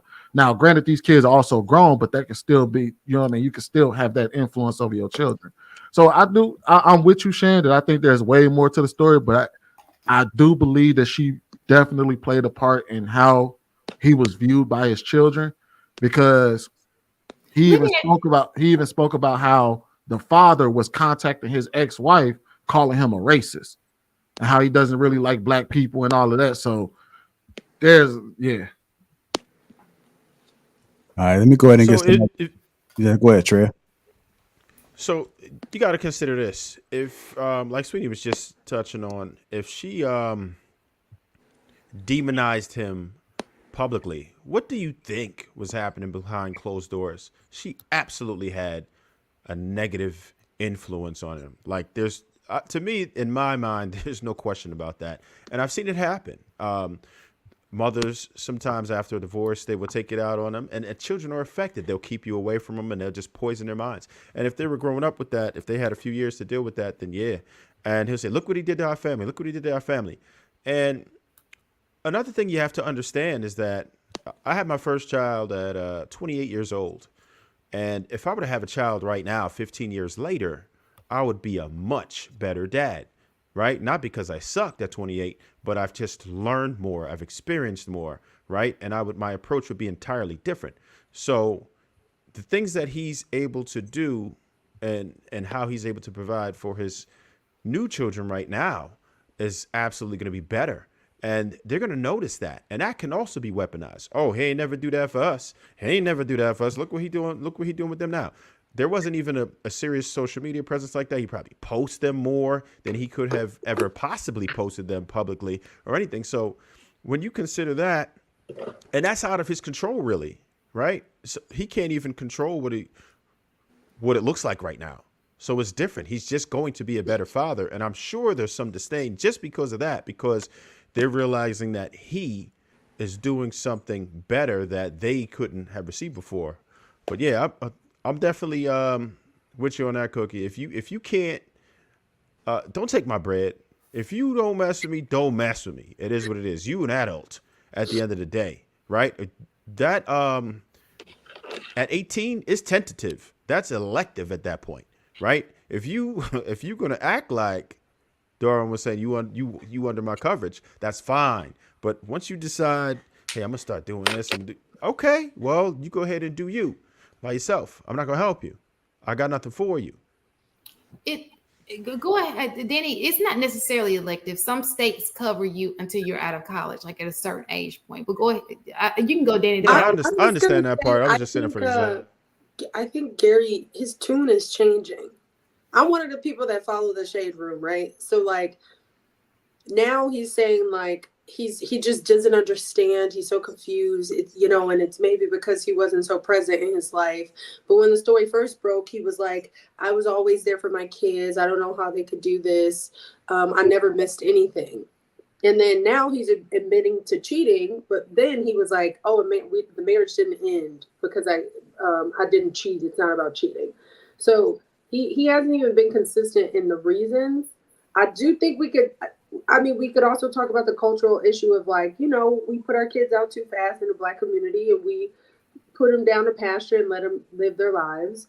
But I think it's more of like, I come from like a divorced family too. My parents are divorced, and it was a lot of things that my mom took in stride, and also she bore the brunt of my anger with them breaking up. And she never down talked my father. I didn't even know why they got divorced until I was like 21. So, and I used to be, at that point, I was so angry because I was like, it took so much that I put her through from just being angry and experiencing that. She took it. So she never talked bad about him or anything like that. But I also like to, one country cookie, I don't think it's the responsibility of a mother to be like, call your dad. It's up to them to maintain that relationship. So I think it's so many parts, but I just don't, it just doesn't resonate to me that, like Shan said, something is missing from this story and he is not telling it. And maybe the wife doesn't want to say it. And I am projecting, like Sweeney said, because I know my mom didn't say certain things about my dad, even though she knew exactly what it was. And when she said it in front of him, he admitted to it. So it's like, I don't know. I think there's a lot of missing pieces, and he's changing his story with the wind at Like, this point. I think it's a perfect time to bring this in. She did respond and said, "My growth is not feeling the need to address mistruths anymore. The grace and kindness I have shown you is a space to tell lies and false narratives with sympathy and attention without correcting. You are a great storyteller. Sometimes I get caught up in your versions." She also said has been 3 years. Um, I am always kind and cool with you. I purposely never make it awkward. I never bother you. I give you my suggestions on the situation, but you don't respect their boundaries. Let me go ahead and move this banner, which is why you discuss this again on social media. I don't know what else to do to help you. Always wishing you well. This is from the ex-wife of Gary Owens. Oh yeah, See, that's exactly what I was thinking about. I'm like, this man keeps switching shit. It's not like what happened. You don't Something think what she happened. did is problematic? What she just did? And you can see how that may have played a factor in her alienating him. Even now, she's calling him a liar. Like, there's her truth, his truth, and then the truth. Yeah. But he just said one thing and like these are quotes. Well, we can. I agree with Sweeney, but so I think that because we know him, we tend to take his side because we've seen him, right? But just like you said, it's all three, and people handle things different ways. Like he could be wrong, she could be wrong. We'll never know. Guess what? We won't know because nobody know the truth. All we know is what's coming out each person's mouth. But what we do know is them kids don't like their daddy, and it's the reason why them kids don't like their daddy. Okay, I can care less about what's coming out her mouth. I can care less what's coming out his mouth. At the end of the day, we can't control how people feel about us. If I do something to you, Sweeney, you have every right to feel how you feel about me because it's something I did to you. All I can do is try to change whatever it is I did to you to make it better. Like that's something between you and I that we got to work on to make it a better situation. Nobody's responsible for our relationship except for you and I, our relationship with each other, right? So at the end of the day, I think that when it comes to these celebrities, especially, they need to step away from the internet, go into their household and have family talk. Something is going on. We got to nip this in the bud, and we don't need everybody else in our business to do that. We need to handle it in front of somebody to make sure that our household is solid. Like too much, they go all this putting other people in your business, making it public. You are still human beings. Yeah, this is your the people that do the birthday. How can you leave Jesus? But it's like the people that do those birthday posts, like for their kid that can't read. It's like you just want the public to know you telling your child happy birthday because it doesn't make sense to me. Hey, we do got to get Marcus in there, y'all. Let's get Marcus in there. Let's go make sure we share. Ruth, did you go yet? Okay, let's get Marcus and Ruth in there, and then we can go ahead and continue. You on mute, Marcus? I say I was fine with the conversation. Y'all was discussing Brad family. That ain't really got nothing to do with me. Okay, I just want to make sure I'm sharing. Go ahead, Ruth. Okay, so as a woman, the first thing you start to think like, well, is he lying? Is he telling lies? But if you notice in the interview, he was still protecting her, which makes me want to believe him more. So he's not saying anything. They're prodding in there. You know, he's a celebrity. They're going to prod. And he still was like, well, what I will say is I wasn't the one that did the best in relationships. And that is a lesson to fathers. A lot of times when the kids are young, you're like, oh, I'm going to work. I'm going to be out there. I'm going to be on the road. I'm going to do my thing. I'm going to take care of the money. And that's the most important part. Meanwhile, the mom is at home nurturing the child, getting the child on. She may not say your daddy's ain't ish, but if he's not there and all you see is their mom, you're going to tend to, be there. You're going to tend to love your mom. I'm not saying love your mom, but, going to be on her side. So in her response, she made herself sound very mature, and then hit him with a petty comment like, oh, I'm not the one telling lies. So she's trying to play the victim at the same time as, yes, thank you. She's growing, but still grace and kindness. And then you hit them with the false narratives and without correcting. And you're a great storyteller. Like, this is exactly what she's telling her kids as well. Yep. So that's why and the kids they're getting confused. They're stuck in the middle. Two people that you really love is pulling you on each side, and you still a child, 18, 19 years old. You can't really fully make up your mind. You haven't really been in that long-term relationship, and 18 years, you could get bitter about some things.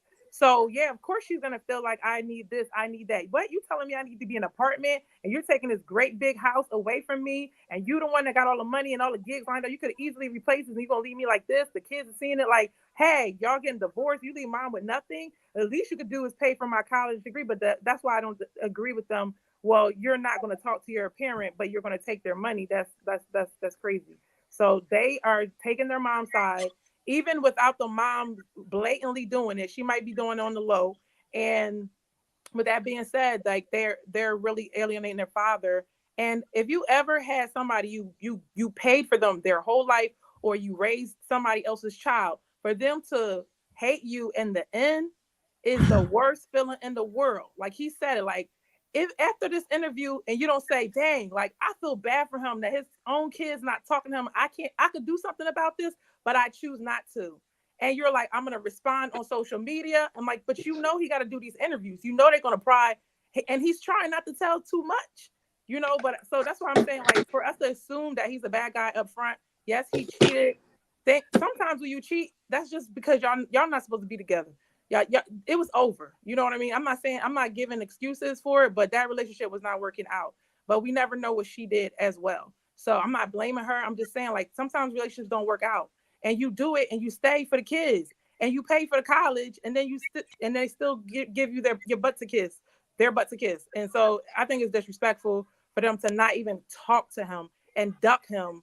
And I think one of them was like, he was waving at her in the airport. If my dad made the effort to come waving me at the airport and I'm going to run in the bathroom and hide from him, like, come on, y'all. This is crazy. This is the kind of behavior they're doing. But what do you think would cause, like, as a parent, right, that's divorced, and as a child who has a dad who has had breakdowns in communication, what do you think would cause a child to treat if your parents have been married 18 years, and you're not talking to your dad as a child, what do you think would cause that? It's not automatically his fault. It's not automatically his fault. He wasn't there. That's why I said he's already taking that blame. Like, I wasn't there. I was on the road. But the same money that I made on the road is paying for y'all college tuition. If y'all can't get that, and the mom is supposed to be able to want to say, you know what, your dad is paying for your college. You know them rich moms, you see them in the movies, like, don't do that to your dad. He's still taking care of us. He's still doing that. Like, at least acknowledge what he does. No, you didn't get what you want in the settlement, but you still could kind of figure out a way to make everybody peaceful. So she's like, oh, you're on your own trying to make this work with them and not trying to be the bridge. That's the issue. And then I would also argue that, given the fact that he was the one on the road, he was the one that had to be away from the kids, given the fact that she's the first line of culture for her kids, understanding education, it was her job to make sure that he wasn't seen in a bad light by his kids. It was her job to make sure that her kids understood your dad is out there working hard for you. Yeah, I know that he's not here right now. I know that he's not home, but understand that your dad is doing this for you. That was her job. So if at any point she failed at that portion that contributed to her kids being okay with alienating him and saying, fuck that dude, She plays a part in that. Yes, does he play a part in it as well? Yes. But she also does, because we understand that in these type of scenarios, you don't make that kind of money. You don't get that type of notoriety without being stuck on the road. It's I all just for the feel court. like the I do want to add something on that too. And we just seen some clips. It may be some more. I didn't watch the whole interview, and I just seen those clips that was put together, like particularly that part I want to focus on. Kids are not dumb. I mean, kids are aware of a lot of things that's going on, and they may not talk to you about it because they may not feel comfortable. But sometimes it is some truth as into why they may be acting the way they act towards the other parent. And I do agree. Sometimes the mother can have an influence. Sometimes the father can have an influence. It's just everything is always situational. And without all the facts, we don't know. We just speculate. The reason why I like to highlight a lot of these stories is because we can tie this into our own individual lives, or we know somebody that may be going through something similar, and it is good to kind of learn from it as well. One of the things that stood out to me is that she said that he was a good storyteller. Now, I don't know what he said based off that clip that falls into the line of him, because he took accountability. He's saying it was his fault and he doesn't know. Now, there's something else that he's not disclosing. That's a whole nother story. But just kind of key on that storytelling. Because even now, even as content creators, if you are a good storyteller, if you know how to articulate well, you'll be surprised how you can win people over and even convince them to believe whatever it is that you're saying. So just kind of key in on that storytelling that she brought up. Go ahead, Danny. You want to come in? You know what, Danny? Hold off real quick. I know we just want to try to share. Cookie got something to say. I want to check in with Darwin and make sure London cool over there too, and then we'll come back. Oh no, I'm good, man. I'm just enjoying the dialogue until I see some fooleries or some fuckery, and then I'm gonna go ahead and address it. All right, go ahead, Cookie. You're on mute, Cookie. I don't know what's going on. You got a phone call came through? Okay, yeah, she's gonna come back in. Who else had a finger up? Go ahead, Ruth.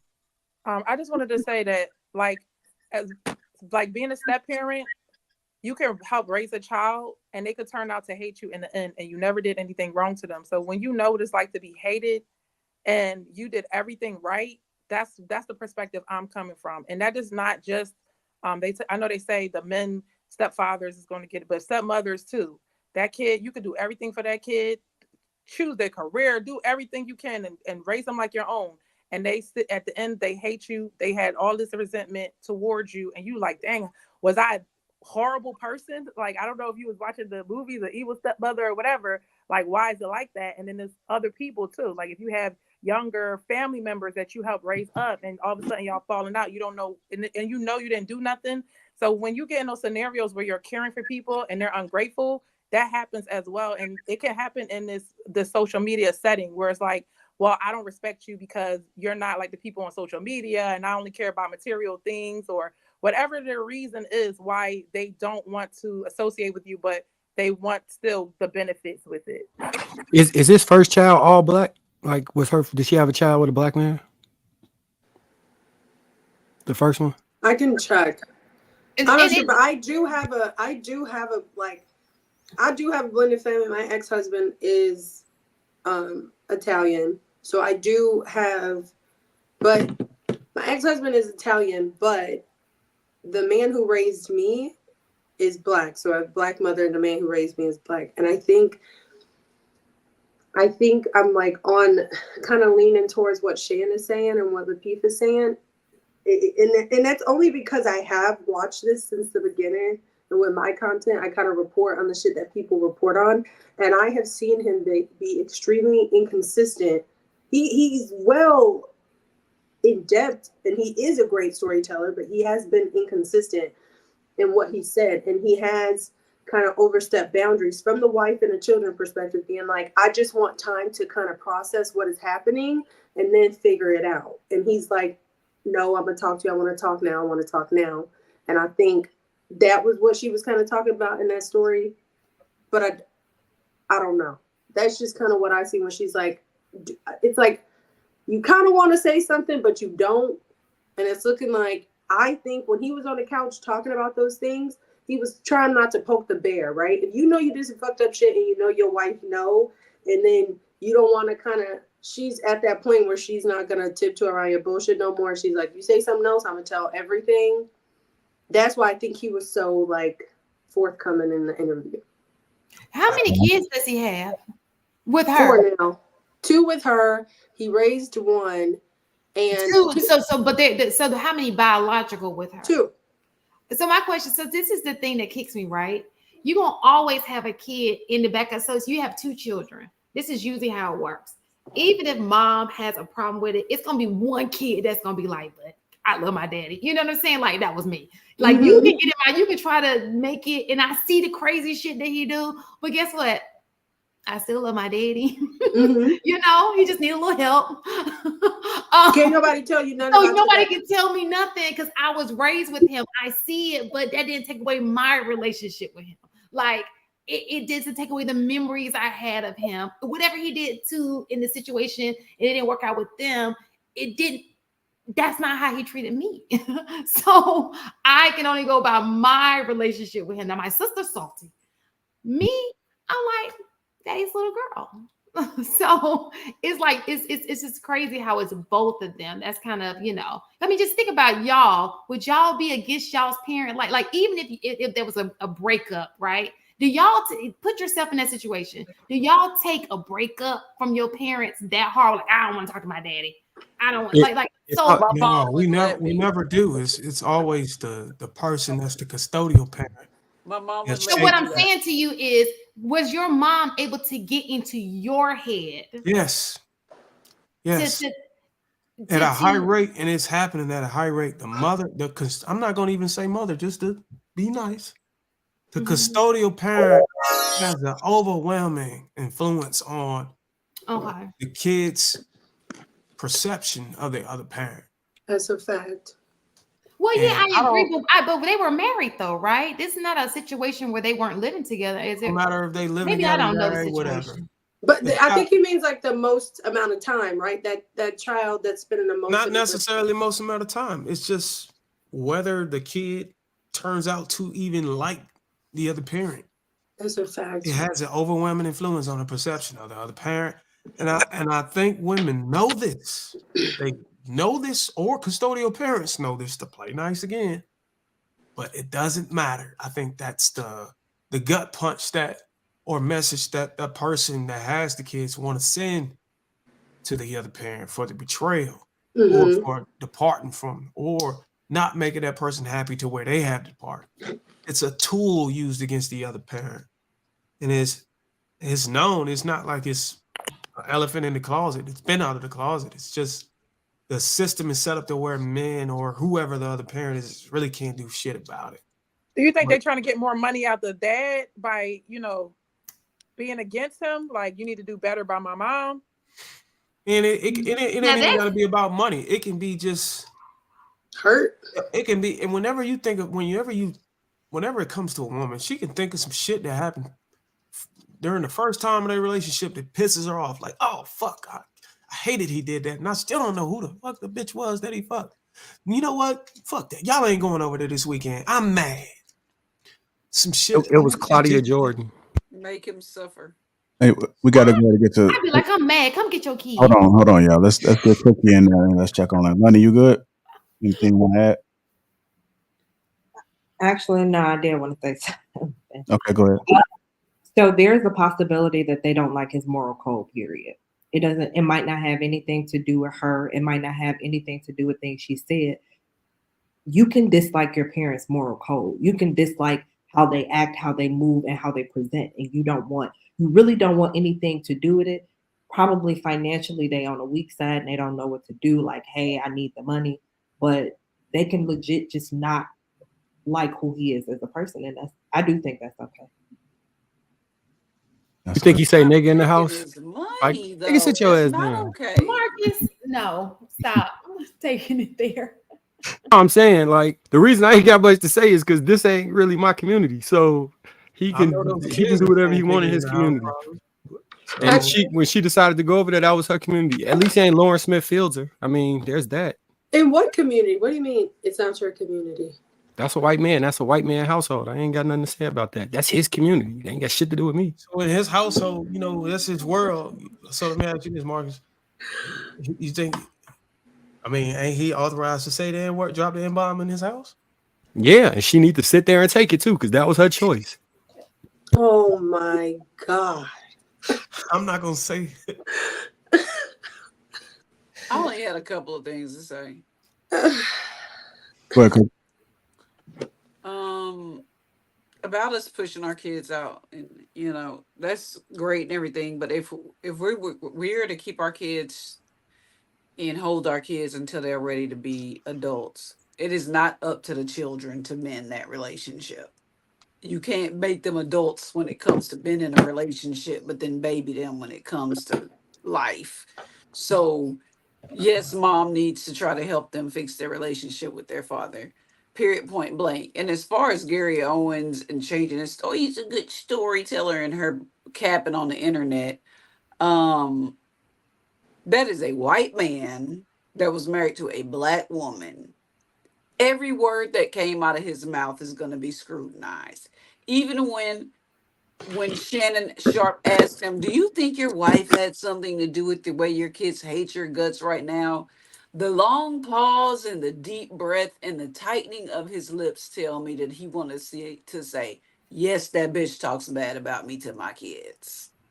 You wanted to say that, but he can't. But wait a minute, Cookie, because y'all just said throw them to the wolves because they 20, but now y'all saying they not old enough to develop their own relationship with their daddy. I don't know whether they old enough or not. Please let me know. I'm confused. I never said nothing about throwing nobody to the wolves. No, what I'm saying is they're adults. Like a few minutes ago, I don't know if it was you or somebody else said that they were adults now. They don't need the money. Like they're grown adults. You cut them then off. we say we have to foster the relationship. Right. No. Y'all said that fostering relationship. What I was saying was it's the mom's responsibility to get that connection back if we're really bridging the gap and keeping our kids close until they're ready to start their own families. Is this ex-wife black, right? Ex-wife black. His ex-wife is black, it and true I think that's why she getting a hard time, because she black. A lot of times, like Marcus said, when you're a black woman and you marry a white man, it's like, girl, you should do better. So, and it's like, man, you better not say that bad about this black woman. Is it true that once a black woman go white, she can't go back? Mexican. Yes. You're a Mexican. Yes. You're a Mexican. Yes. You can definitely say nigga then. What are we talking about? You're good. If that's the facts. That's time. No. But it's also changed everything. Now you have to date a Sub 13 member. I'm talking about you need the top of the line, top of the food chain, cholo, gangster, Joker tattoos, bald head, button up. You said black slacks, Chuck Taylors, lowrider, bouncing up and downs, hydraulics. That's what you need. That's what I need to date. And his name needs to be Baby Joker. And that's gonna end white supremacy. No. Fuck all we're that. not doing that anymore. We're off that now. I'm not ending you it. Mexican, nigga. That shit don't even matter no more. White supremacy doesn't matter. This is what I'm saying to you, Bob. Listen to me. Okay. You gotta date in your race.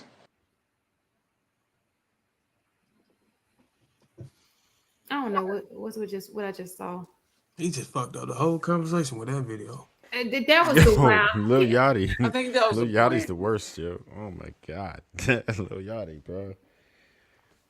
Don't take dating advice from Lil Yachty. I don't even know if y'all understand where he stands with women. The dude don't even know how to be around women, and actually says that he prefers to masturbate rather than deal with women. So dating advice from a brother like that just might not be the right idea. This dude tried to give her dating advice and told her to date. It was so stereotypical. It was the most racist stuff you could have said. A fictional character on a movie Friday. And it was Friday, right? It's next Friday. That's crazy. But I think the shit we just missed was that she can say the N-word. Like, huh? I don't. Nah, she can't do I don't that. think. unless she actually has an accent, she gonna pass as white. Not white. What? What's more personal? I thought Somebody you saying loved nigga to white. you or plenty of I'm not. I don't play that. I'm like, don't say it at all. Especially with my kids, I'm like, don't say it. So I don't think she should be saying nothing or taking advice or letting Lil Yachty send her off to say anything. Listen, this might be a reach, but the only way a white girl can say the word N-word is if she's dating a black man and they getting intimate, you know, thing gets hot. She lay down and she look at this dude dead in the eyes and she say, nigga, come get this pussy. Now, if that happened, that's fair. I'm okay with that. Is that Bruiser bringing up sex first again? Got his ass cooked. He got cooked. That's the only way. Other than that, I don't understand why else she would use that word. That is not Umar approved for sure. I don't know if Dr. Umar would agree with that. Don't worry, Umar gonna get exposed. 10 years from now, we gonna see videos of him smashing white girls. He says snow bunnies never, so I don't know. And the school still be working on. Yeah, but when we look at his porn history, he probably got all kind of snow bunnies on there. Marcus, didn't I tell you, bro? Didn't I tell you? I tried to tell you the other day. I said this shit happens all the goddamn time. Niggas been handing out nigga cars to white folks, Mexicans for decades. For decades. I tried to tell you. For decades, man. Why y'all? I don't see the point of like that being. I just think just cut it off. It shouldn't be said unless you black. That's just me though. I'm like, don't say it. Even at work, like when it's said, I'm like, don't say that. But you biracial, dude. Anybody ever be like, damn, you kind of biracial. You ain't all the way black. So you can't Of course they do, but my mom's black. I was raised black. I was raised by black women. I was raised by my dad, my stepfather. He's black. So I'm not one of those like mixed people with a complex about who I am. I think that usually happens on the other side. What do you claim? You claim that you're black or you're biracial? Black. What do you say? What do you have to say about the women that's similar to you that say, I'm not black, I'm white? I think that usually happens when they have a complex with, from my experience. They get pulled over? No, when it's like, okay, if you have a white mom, right? Clearly you're a black person, but you don't want to shit on your mom and her side of the family. So you say stuff like, I'm biracial, or what about my mom, or shit like that. I don't. That's not my experience. I don't have that complex. So basically, you claim whatever side of the family has that inheritance. I believe that just works with, like, if we think about Russian and fucking German, right? If you're a primary nurture source, like you were saying earlier, with like the mom's influence, right? If you're primary nurture source, the person who's breastfeeding you looking in her eyes, that's your mirror. That's what you're going to take in. Like, I'm going to call my mom or my sister or my grandma to help me. That's what I'm going to want in the room when I'm giving birth. That's who my child's village is going to be. I think if you are a black child and your whole village is white, you might be a little confused. So Obama is white. I got a whole nother opinion about that. I think it's just tough for you to you got to learn half white, raised white. I don't know. I think he's black when it, like, you know, in a beneficial way, because my kids' dad is Italian, right? So they go through the same thing, but like a little, they have that complex too. So I think it depends on how you raise them. Conditional black. I think Obama, not me. So now you gotta learn how to, Obama. I was talking about Kamala. So now you got to learn how to make fried chicken and a casserole. You just put raisins on top of it after you finish frying it. I did that one. Sometimes I fuck with black people. I'll put raisins in potato salad and dirty on my gym shoes, but that's just. Oh, you white as hell. I don't do that on You white as hell. Ah, hell no. No, Hold I on, let me want to ask be you. She a teacher? Nah, she out here do false that. flagging She a now. teacher, right? False flagging. Talking about Teacher, my right? raises. Ain't no I nigga. did that as a history. TikTok prank. That's not how I was raised to cook it. I just did that to prank people on TikTok. But All the teachers on this panel, do y'all eat trail mix? I thought that's I what pick out the raisins. I don't know what y'all eat. I can't talk about. I'm telling you, I was raised by black people. I grew up around white people, but my household, Where you moved to in the city? North side, south side, or west side? West Loop, and then Old Town. but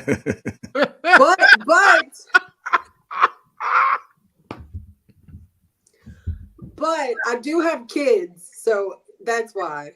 Hold on, you live in the suburbs, right? No, I lived in West Loop, but I just moved to like Old Town, Lincoln Park. I don't even know where the hell that's in Chicago, right? Yeah. Okay.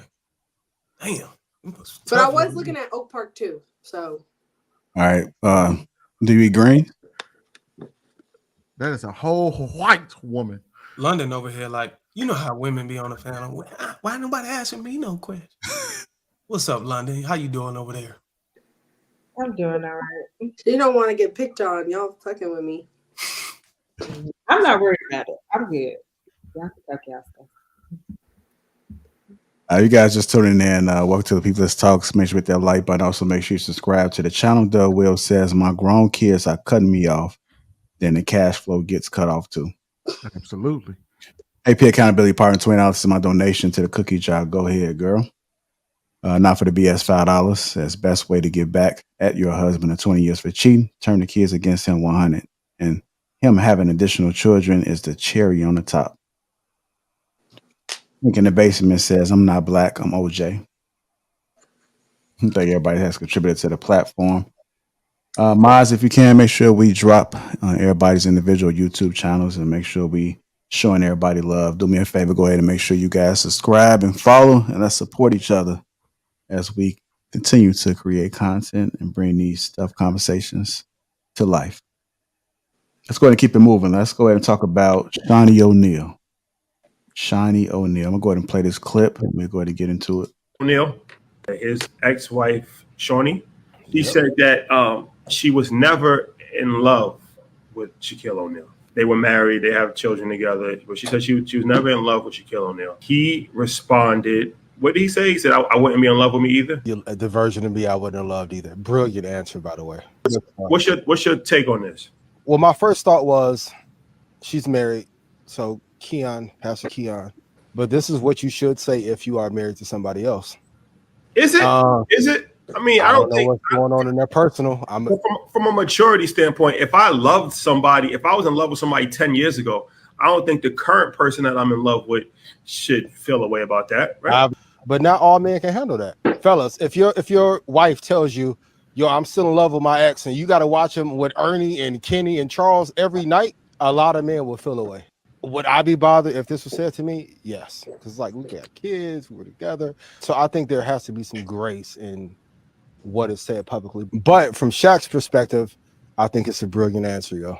Drake may have not had the best replies in his beef, but Shaq had the best reply for this breakup, to take responsibility, to not, snap back at her, not to be upset, to say, hey, I probably wouldn't have loved me either. I think it was in poor taste too.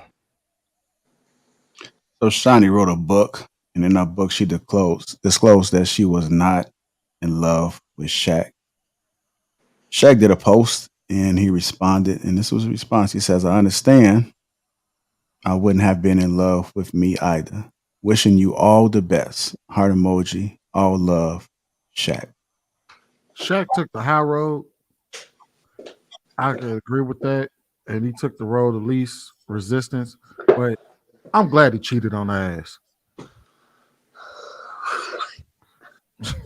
I'm glad he did all that. If you come out the woodworks and say you was never in love with this man, that discounts everything. You can't say shit about anything that nigga did to you, because you was never in love with him. You can't expect me to take you seriously. I'm glad he he took the high road. I'm gonna take the low road for you, Shaq. Sweeney, I got a question. All right. If you feel like the current person you with and you really understand what love is, right? Does it make you question if you ever loved anybody else? Wait, hold on. Wait, repeat that question. Like the person you currently with, right? When you're madly in love with that person, and then you're like, you know what? Maybe I wasn't in love with the people in the past. I thought I was in love, but I wasn't. That's why I wanted to know the context on when she said it. I was about to say, if that's the context she was coming from by saying that, oh, well, now that we found love, what are we going to do? Like that type of thing, maybe. But if it's coming from the context that I'm thinking, like she just came out the woodworks, like, yeah, I never loved that nigga. It sounds so petty and it's in poor taste. Yeah. I'm like, fuck her. But if it's coming from the context of, yeah, I found the husband and actually I know what love is, and I thought that's what love was, then I give her the benefit of the doubt and be like, okay, I understand that. But if she's being petty and saying like, yeah, that entire time, like, no. So if it wasn't love, then it was money, right? Yeah. So now she look horrible. She might as well never said it. Keep that. Do y'all understand who Shaunie is? Like she's been using Shaq for notoriety for a very long time, probably close to a couple decades, right?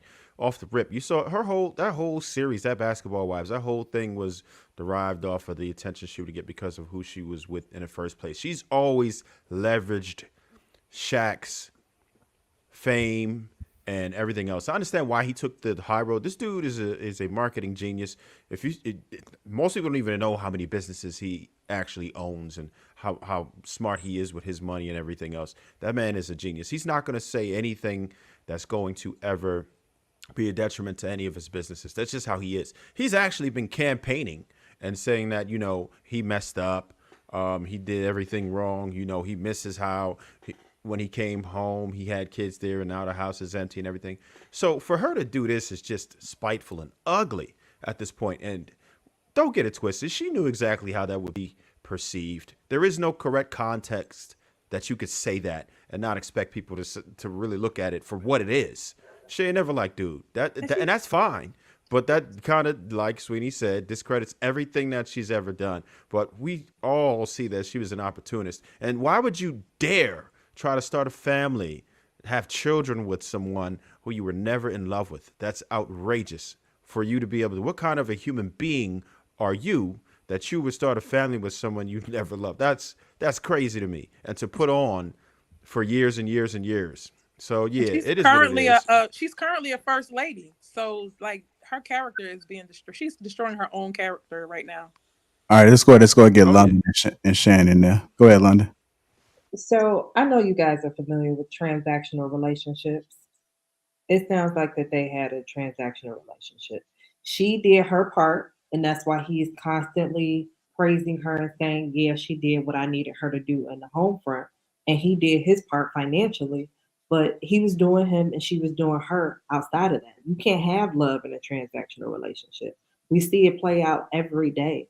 Some people on both sides, men and women, choose transactional relationships. Everybody don't choose to be in love with somebody. And so we do have to see that for what it is. Maybe she thought, it was a little bit more love to it, but then she probably realized in the end, no, it was all transactional.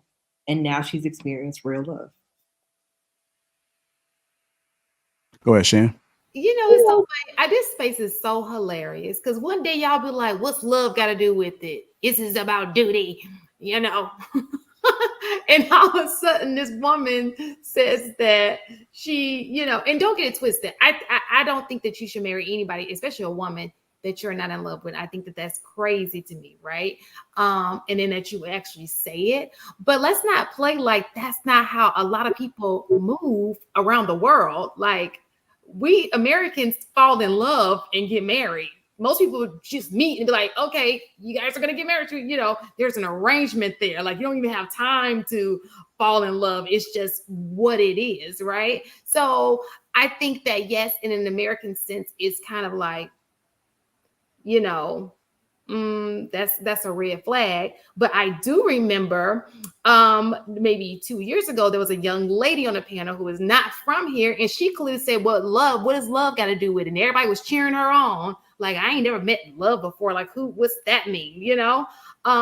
It's just odd that people just change their mind and their perspective on it every time something new, you know.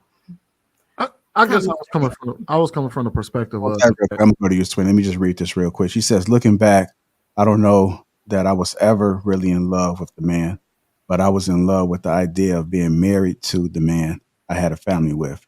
Innocent wrote, I was in love with the idea of building a life together. I truly did enjoy spending time with him. NBA road trips gave me a chance to be with my husband and experience the NBA life for a little while. Innocent explained in the book's introduction that O'Neill tried to be the best husband and father that he could to her and their children while navigating fame and receiving a lot of attention from women. He was trying to be a world-famous 30-something millionaire with thousands of women throwing themselves at him and people in general begging just to be in his presence while being a husband and father at the same time, she wrote. How could anyone possibly know how to do that? That's it. Go ahead, Swing. Well, I would. Okay. I just want to add on to real fast. And for me, it's weird from a female's perspective. It's odd because I would never marry a man that I'm not in love with, you know.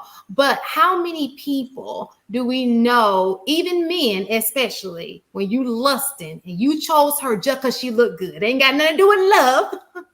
She looked good beside you. You may have loved somebody else, but she didn't fit the bill as far as what your image was going. You know, a lot of people don't marry the person they're in love with.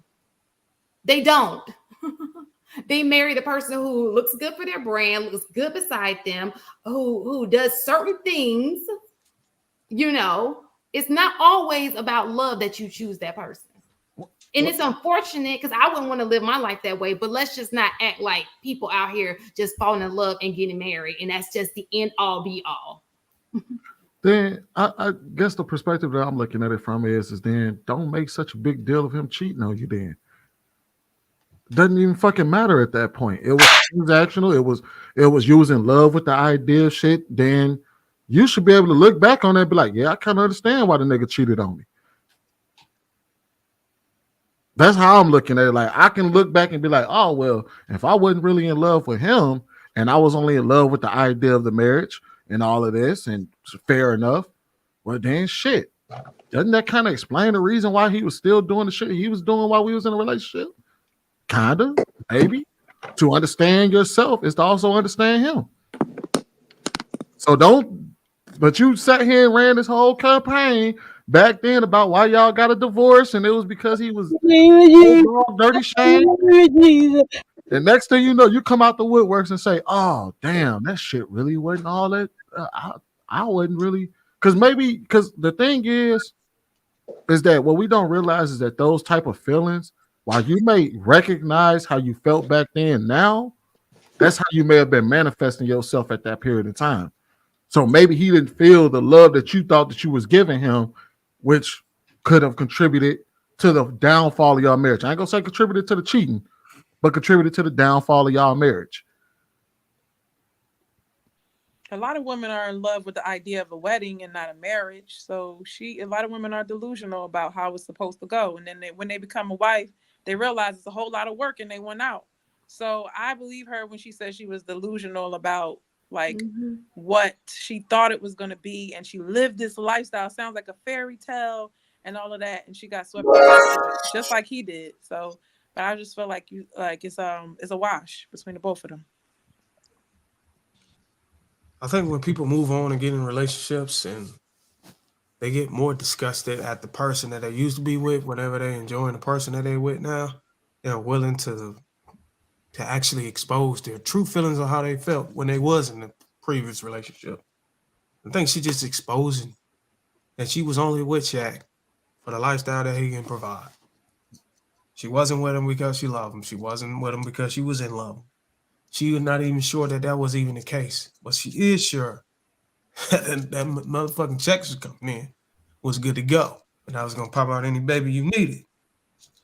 So, I mean, I think we get a clear picture of what these type of people got to deal with whenever they're trying to get into relationships. Not dismissing his behavior within a relationship or his infidelity or breaking his promise or his vow or how he decided to behave in a relationship. But a lot of these guys as athletes and stuff trying to find relationships, and you choose a wife, man, it's just really difficult. It's just something that you're going to have to try to decipher. Do men care though? Huh? Yes. Do men Absolutely. care? Because it be In the men long run, yeah. there be men out here saying, "Oh, you know, men can be any age and date a young girl." Do y'all think that young girl like y'all like that? Do you think she in love? It don't match. Why wouldn't That's she- why not what wouldn't she's she be? there for. They always say they You don't can't care. have it both. That's not. I'm gonna tell you. Where are y'all hearing that men said that they don't care? Oh, I'm talking about chat, not you. I know Oh. what I'm saying to you is Go but some of the things that they promote not you, not anybody on this panel, but some of the things that are just promoted in these spaces don't match that, right? Why do you have to use the younger? So what I'm saying to you is if you are 55 years old and I'm 20, okay? I think men understand what they bring, and if that's the understanding that they have, they understand. But yes, men do go into situations, and if they're going in with the expectation that this woman loves them, they expect that love. But if they know she's only in it for the money, men know that all the time. He knows hey, I'm trying to get this chick because I got a bunch of money. But if he's going in expecting her to love him, that's what he expects. Go ahead, Lana. I think you were trying to say something.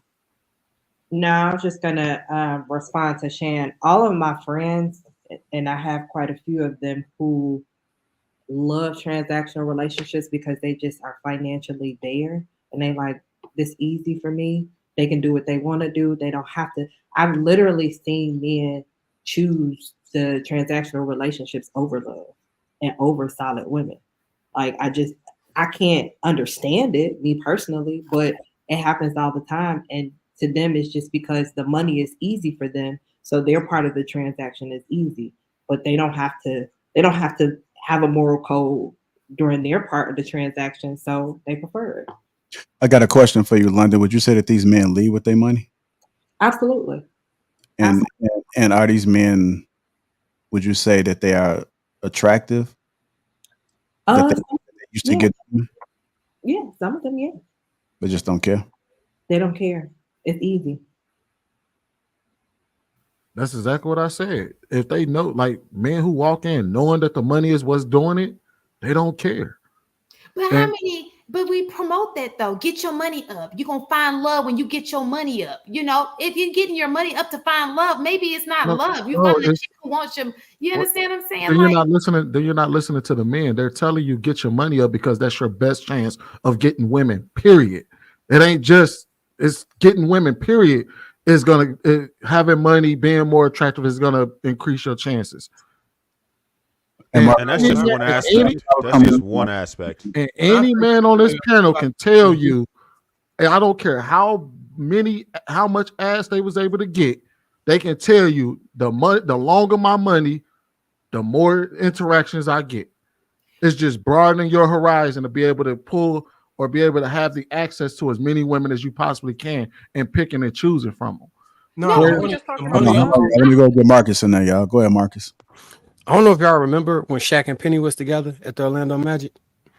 It was like the biggest thing around. They was it for basketball and pretty much for like the culture of they was it. Like when Shaq and Penny was that deal, he met her at a Laker game.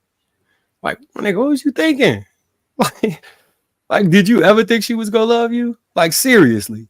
You are Shaq and you meet a girl at a Laker game in LA where notoriously women go there specifically to get them. Like, that's goofy if you even thought she really loved you at all. I always said this from the beginning. If I would have made the money I thought I was gonna make in the league, I would have never got married. I've said that a million times. I'm not dating nobody at the finish line. It's almost impossible to determine if they like you or not. It's almost impossible. He had more money than you could possibly spend at the time. He continued to make. No, bro. If he had a girlfriend in high school, he should have stayed with her. And if he didn't, he should have just waited till you finished or pay for a surrogate. Matter of fact, pay for a surrogate. You got enough money, pay for a surrogate and raise the child how you want, and then date women from that point forward. But Marcus, isn't that confusing when you just said when you have your money, it's difficult to know if somebody loves you at the finish line, and they keep saying get your money right so you can find love. I never said Which that. one is it? Me personally, I always speak against this. My talking point is if I would have been like as result and I didn't have a girlfriend already, I would not have one. I would have stayed with whoever, whether I wanted to be or not, because at least I would have felt like she liked me for me. Like if you got all that money, you got to exchange for knowing that. And it ain't just girlfriend, it's male friends. It's down to anybody you come in contact with. When you meet them and you rich and famous, they go, man, I just met Shaq. Now they're going to compromise every moral they have to be around you. And you won't know who the person is you're dealing with because they compromise. They see their way to come up. They see you as a meal ticket and they preying on you essentially. You just going to attract leeches at that point. So basically you can't choose love. You got to not choose love and choose the money. It's love or money for the men then. Well, no, Ruth, I think you misunderstood what I said because it's men tell other men to increase your money because it increases your chances with women. Nothing about love. It just increases your ability to, it broadens your horizon with women. Sweetie, but you guys keep making money and y'all wait until y'all get old to get married. Am I right or wrong? No, they don't. In their prime. Who's getting married in their prime? Nobody. They're going to wait until they get to the finish line. And when they're at the finish line, then they want to get married. That's a contradictory situation. Who do you know is doing it? Most men don't get married that old. That's what they promote. Sweetie, you got the numbers on We that? know that you guys. Yes, it's like 90% of people. But that's get not what men are married by actually doing. 90% of people get married by 50 at least one time. That's the stats. Yeah, no, but what, not that's that. We're talking about what's the average age of a marriage of men. If I was correct, it's in their 20s. I thought it was like 28 or something. It's not that far away from women either. But that's not So what I they're think it's only separated by That's 2 not years. what they're promoting, though. That's not. It doesn't matter what's being promoted. What are people actually doing? You could watch one subset of people promote anything. That holds no weight. What are people actually doing? Is what matters. And when we talk about getting married, hold on. The race is low. Well, listen, time out. I'm going to tell you why Sweeney said get your money. Just like you wouldn't, if you're looking for a man, you're going to go ahead and get dressed. You're going to make sure you do your hair. You're going to do certain things to attract men. That's just one of a multifaceted thing you have to worry about. You can't just say, look, you need to be prepared in every way. We also tell men that you need to be in shape. We also tell men that you need to develop your charisma, right? There's so many different things that you have to be. Getting your money up is part of it, of course. And what do they do? One of our primary functions is to provide. When they get their money, what do they do? They want multiple women and multiple wives and multiple households. Who's doing that? Do they not? What's the percentage of people that are polygamous? It's not. It's so low. Your options when you get your money, y'all are confusing. That's only a part. Yo, who's promoting that? Who's promoting that? Go to the movie and decide because y'all are mixing it up for women and we confused. I'm just saying. Well, the reason why mixing it, I promote that. Who on this panel promotes that, or who promotes that? You talk the red pill space or whatever. That's the small sub people. Real life, not what people do. And actually, to explain the red pill space, right? Because I know who you're talking about. They already understand that what they're doing is degenerate behavior. They know what they're. Yes, they do. As a matter of fact, Myron has admitted it. He did a debate with Andrew Wilson about 2 or 3 weeks ago, and Andrew Wilson even questioned him on that. And he said, yeah, I understand that this is problematic, but given the type of women that we deal with today, it's almost necessary because the women aren't the women that they used to be. So this is how they navigate those women. They say, get your money up and you can smash as many of them as you can. So become a worse man because you think all women are bad, which you're just projecting on every woman. Well, that's their ideology on how to deal with the current dating situation. That's their ideology. That's how they deal with. That's how they deal with the current dating market that they find is unfavorable. But don't you think it's more balanced to say get your money to a certain point so you can actually be able to afford a wife, but don't just focus on money. Get your wife before you get there, and then work together. Like, doesn't that make more sense? I've personally always said that. The whole thing is not about a woman for real, and I can't speak on how other people say whatever they say. When I say level I up, have love without a woman. Huh? How are you going to have love without a woman? We're talking about relationships. You said it's not about a woman. It's about a man and a woman together. When we say level up, you could say get your money up, level up, whatever way you want to spend it. When we say level up, that's about the person, the individual. Because your image is important, your network and your stability is important as a man. Your purpose, it helps you get to your purpose because it's a hierarchy. It's a hierarchy. You don't put nothing before yourself. It's you, then it's your purpose, then it's your woman. That's how it go. Yes, being able to provide, being able to be in a position to use your finances to use leverage. Yeah, that gets you more access. But that's not the end all be all of leveling up. Leveling up is for the individual himself, for the man himself. It ain't got shit to do with a woman. I'm talking about marriage. But That's where y'all. That's where. But those y'all, things y'all can telling be, women how to get. You're telling men how to have more sex with more women. Get your money up so you can have sex. Your pick of the litter, and you can tell a woman what to do. We're saying we're talking about relationships. Wait. Side effect. Hold on. If That's we're just on a side effect of being able to go on that journey to be able to recruit them. Relationship panel, then we should be talking about how do you get a actual relationship. Well, that's the thing. The problem is that y'all are saying that we are promoting this, and none of us have actually promoted that. Y'all are talking about, Sweetie, but y'all are using points that has never been made on this show by us. Where's the solution, Sweetie? Well, we didn't say that. First of all, where's the issue? Where's the issue? First of all, in order for us to give you a solution, you got to tell us what the issue is. Okay, I'm telling you, it's contradictory to say get your money up, level up, and then when a guy levels up, he doesn't want to be faithful anymore. Y'all know that. That's not right, but that's not all men. And nobody here said where that. is the balanced message, though? I'm just saying some guys are going. So here's the message. Well, like the messages, that message is not for you. It's to the men. But there's no balance to say, hey, you're gonna need it at some point. You need to get yourself a wife. You never hear that. Who has? So I just pulled the numbers up from the Census Bureau, and it says the average women are getting married at an average of 28.6 years, and men 30.5. So there's no disparity that we're speaking about today. Well, we're making it seem as if men are just waiting until they get like 55 and like, okay, yeah, I'm gonna go get me a tender Rooney. So let me just say But that's not what the numbers suggest. Rules. We're not doing that. Trev, real fast. So you do understand that we are a certain demographic and our numbers are totally different from what you're pointing out right there. Okay. So let's not act like we're all, So what are the numbers for our demographic then? Yeah. So it's one of us, most of us aren't even married. That's the reality. Most of who? You guys are the minority. Big ups to y'all. But what I'm saying to you is, listen, I understand what you guys are saying, absolutely. So, but for the sake of the conversation, because it's more than just us, you know what I'm saying? So you're asking us to provide. You're asking us to explain a prescription that we did not give regarding this current dating market. I guess what so let me ask you a question. So this is what I'm trying to say. I guess we're not asking you. What I'm saying is from a man's perspective, why do you think some guys feel this way? I just not necessarily explained it you to you. because you're actually married. But then my next question would be too, do you guys not think that as these NBA players, these NFL players, you don't think they know this? You don't think that they know that I just met her, she's it's gotta be the problem is that you're talking about people who got a massive amount of wealth at an extremely young age. When we talk about basketball players and football players, they're becoming millionaires at 19 years old. So that's already a weird demographic. But if you want to talk about the people who are recommending getting your money up, you're talking about a specific group, the red pill community.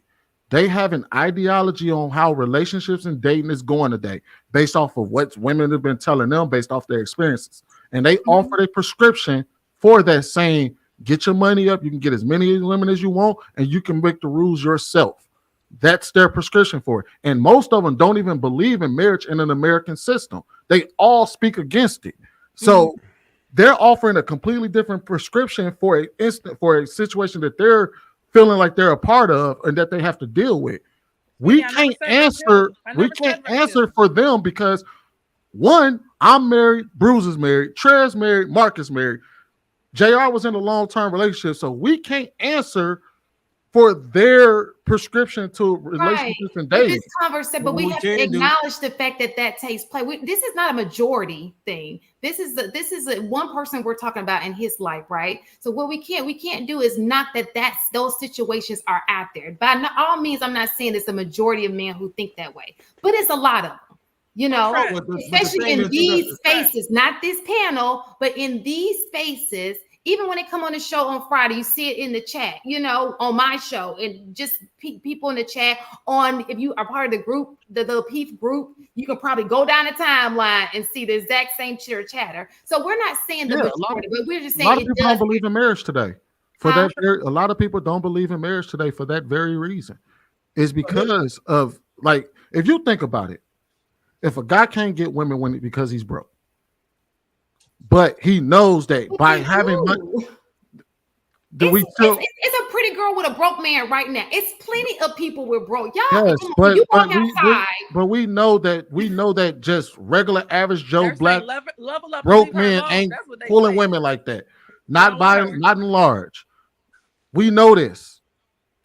Did you guys all level up before y'all got married? That's No, I didn't. No. Okay, so there's women who marry men. Well, wait, not money wise, no. Okay, what not about you, money-wise. Darwin? Hell yeah, I was leveled up. So here's the thing. But here's the thing though, what y'all don't understand. Y'all telling people stuff that y'all didn't do. No, we telling them what we did. What did I tell people to do? This is what y'all keep missing. When you level up, like I said before, it's for you as an individual, as a man, because you care about your image and your status. That's for you. Everything else on the outside, girls and shit that's trying to bust it open, that's a side effect of your progress. That's just gonna come along, and it's evident. It's not that we're telling men, hey, look, go make money so you can have your pick of the litter. It's the litter that it's the litter that. Hey, hold on. Bruce, that's what they're doing over there. It's the litter. It's the women in the market that dictates the demands of what they want. If women say that they want all men to be dreadheads, then men who want to go and play in the dating market is gonna get a dreadhead. It's because y'all busted open for the paper. No, you said we can't even choose. We don't have a right to choose. So how are you gonna use that argument? Hold on. The man picks the woman. You don't forget what you say, Darwin. I remember everything. You're moving the goalpost. But understand one point. Try to understand one point at a time. It's the actual market that sets the term for what's demanded by men. So if y'all are turned on and y'all are attracted, and the men who look more lucrative are the ones who have the bag, then that's what's gonna come into the market. The bag is gonna come. Not every woman is gonna choose like that. Don't gotta be every woman. It can just be 80% women of that women. So the problem is this: it's the women that they want. Right. It ain't even gotta be the woman that let we me want. just tell you We this. always talk about leverage. Let me tell you this: everything too. They want the women who chase the bag because those are the beautiful women. The women who are, they like what you bring to the table. But the problem is this, right? That woman may not be good for you. Period. Well, see, now y'all moving the whole goalpost and the getting to whether she's good for you or not. I would just explain. I don't care. Let's get it was about love, and now you're taking it back. Let's get Cookie and London in there and see if they want to add. So let's get Cookie and London in there. All I'm doing is explaining how the market works. It's just like commerce. It's just like consumerism. It's the same damn thing. All right, London. All women are the ones who set the terms on what's getting purchased. Y'all just always blaming us for when your nobody's blaming y'all for anything. Hold on, y'all. Go ahead, London. I feel like I know men and women on both sides. Like I literally know, those who want the transactional. I don't give a damn about you. I just, I want what I want from you, and that's it. I know men and women like that, and then I know men and women who are good people, like literally good hearts, and they just want to pour and love on somebody, and they want that in return. I know men and women who are single on both sides, and I know the ones that are married. And so, I think it's really just about finding the person that's best for you. But I can say that I think that I am a rarity with knowing, all of the different types, and especially knowing good men and good women, because people act like they don't exist. But I know them both. I know everybody. Well, I know every type of person. And so I don't necessarily have an overly opinionated mindset on either side because, I do think that various different types of people exist. London, we never talk about good So- people. We just talk about money and sex and looks. Well, go ahead. I mean, but All right, so you come around. Go ahead, London. I'm gonna introduce you to some people because Everybody think they're a good person until somebody encounter them. It's never, And it's I never, just- it's never you. It's not speaking specifically about you, Ruth, but every time let somebody talk about themselves, rarely do they say, I'm a shitty fucking person. That's true. It's never them. So everybody is a good person as long as they get to tell the story. No, I'm just saying we're not choosing. Yeah, so good I just people, checked. like really good people. I just That's checked what I'm those saying. numbers. I checked those numbers, and when we look at black men, it's like age is 31, and black women is 28. Not very different. So even with that, what the dating market has done was exposed habits, right? So like the dating apps have exposed it. Me just looking into that, studying that, it kind of shows you exactly how the world works. And like Darwin was saying, the women dictate what the market is, right? So because women are chasing a specific type of guy, when they go ahead and look for the same type of guy over and over and over, and there's an influx of women all going for the same guy, what do you expect him to do? What these people are, like Sweeney was saying a little earlier, they're responding to that. That red pill is a response to what has happened to the dating market as of late. It's horrible. And there is a sense of despair because the dating market's just shitty, right? Women are having serious issues finding men and vice versa. It is what it is. And men actually dictate the way that women are, right? And because most of us men will reward women for bad behavior, right? Because you will get with a woman who doesn't treat you well, because you will like a bunch of pictures on social media, because you will pay all the attention to the girl who got on all the makeup and the fake body parts and ignore the average woman, then you have more and more women trying to get cosmetically improved versus them trying to be real women. And the same thing's happening on the male side, where we are now motivated. Okay, they going after the dudes with the bread. And that's always been a thing. Women have always loved shiny things, right? So that's just what it is. That's why men always try to get to the money. And it's not to say that that's the only way. You shouldn't lead with your wallet, but you're just going to have a higher pool to pick from because more women will consider you. And it's a lie. It makes it a hell of women a are going lot to say easier. they won't consider a man's income when they're trying to date him, because most of y'all wouldn't be expected to date a man who wouldn't provide. It just wouldn't be sensible on your part, because it's going to dictate where your children go to schools. It's going to dictate how you eat. It's going to dictate where you live and how safe your neighborhood is. So it would be stupid of you to actually say that you're not concerned about about how a man can provide. And if we're going to lie, we're going to lie. But in reality, I think most women recognize that that is a major part of what they actually respond to. A man's wallet is important, whether anyone on the panel wants to admit it or not. That's one of the first things that women look for. So that's why men try to make sure they get their bread up for themselves and so they can provide for a family. That's why you try to get everything else that you're looking for. What was you going to say? Trying to provide for a Hold family. on, we They're got to trying to take a get more cookie, y'all. options. Who isn't? Men do that. Men You know do what? provide. That's what the Oh, average no, person we gotta get does. cookie in there, y'all. Got to get cookie in there. I have a statement and a question. Darwin. They busting it open for the paper. Yes. You goofy, bro. Wow. That had me crying. I just thought I'd say that. My next thing is what is the question here? Like, I got thrown off with everything. So. It's not even a question. It's just a misunderstanding. And what men, I think Trev did so well was explain that women dictate the terms of how men can have a high rate of recreational use with him, and men dictate how women can have a high rate of marriage. So Those are the two we're no different things. longer talking about Shaquille, correct? No, it just got away from that because of the transactional part. I got a pretty good question for the ladies. How does a woman? Oh, my bad. How does a woman pull a baller? You still asking? Yeah. Well, what I was gonna say was, I teach eco, so it's kind of like supply and demand.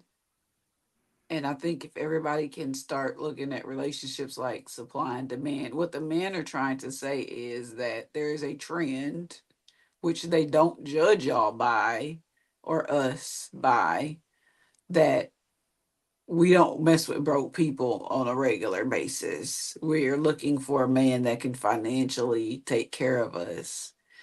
And we're finding it insulting because some men, which is a lower percentage of men, are out here like, oh, I'll go find me a 25-year-old. And those men are usually older, lonely, uh, just there's other problems lying there. But like Darwin and Trev and Marcus and Sweeney and JR were saying that that's not the majority of men out here talking about I'm gonna go get me a young thing. That's usually a dude that probably need a therapist.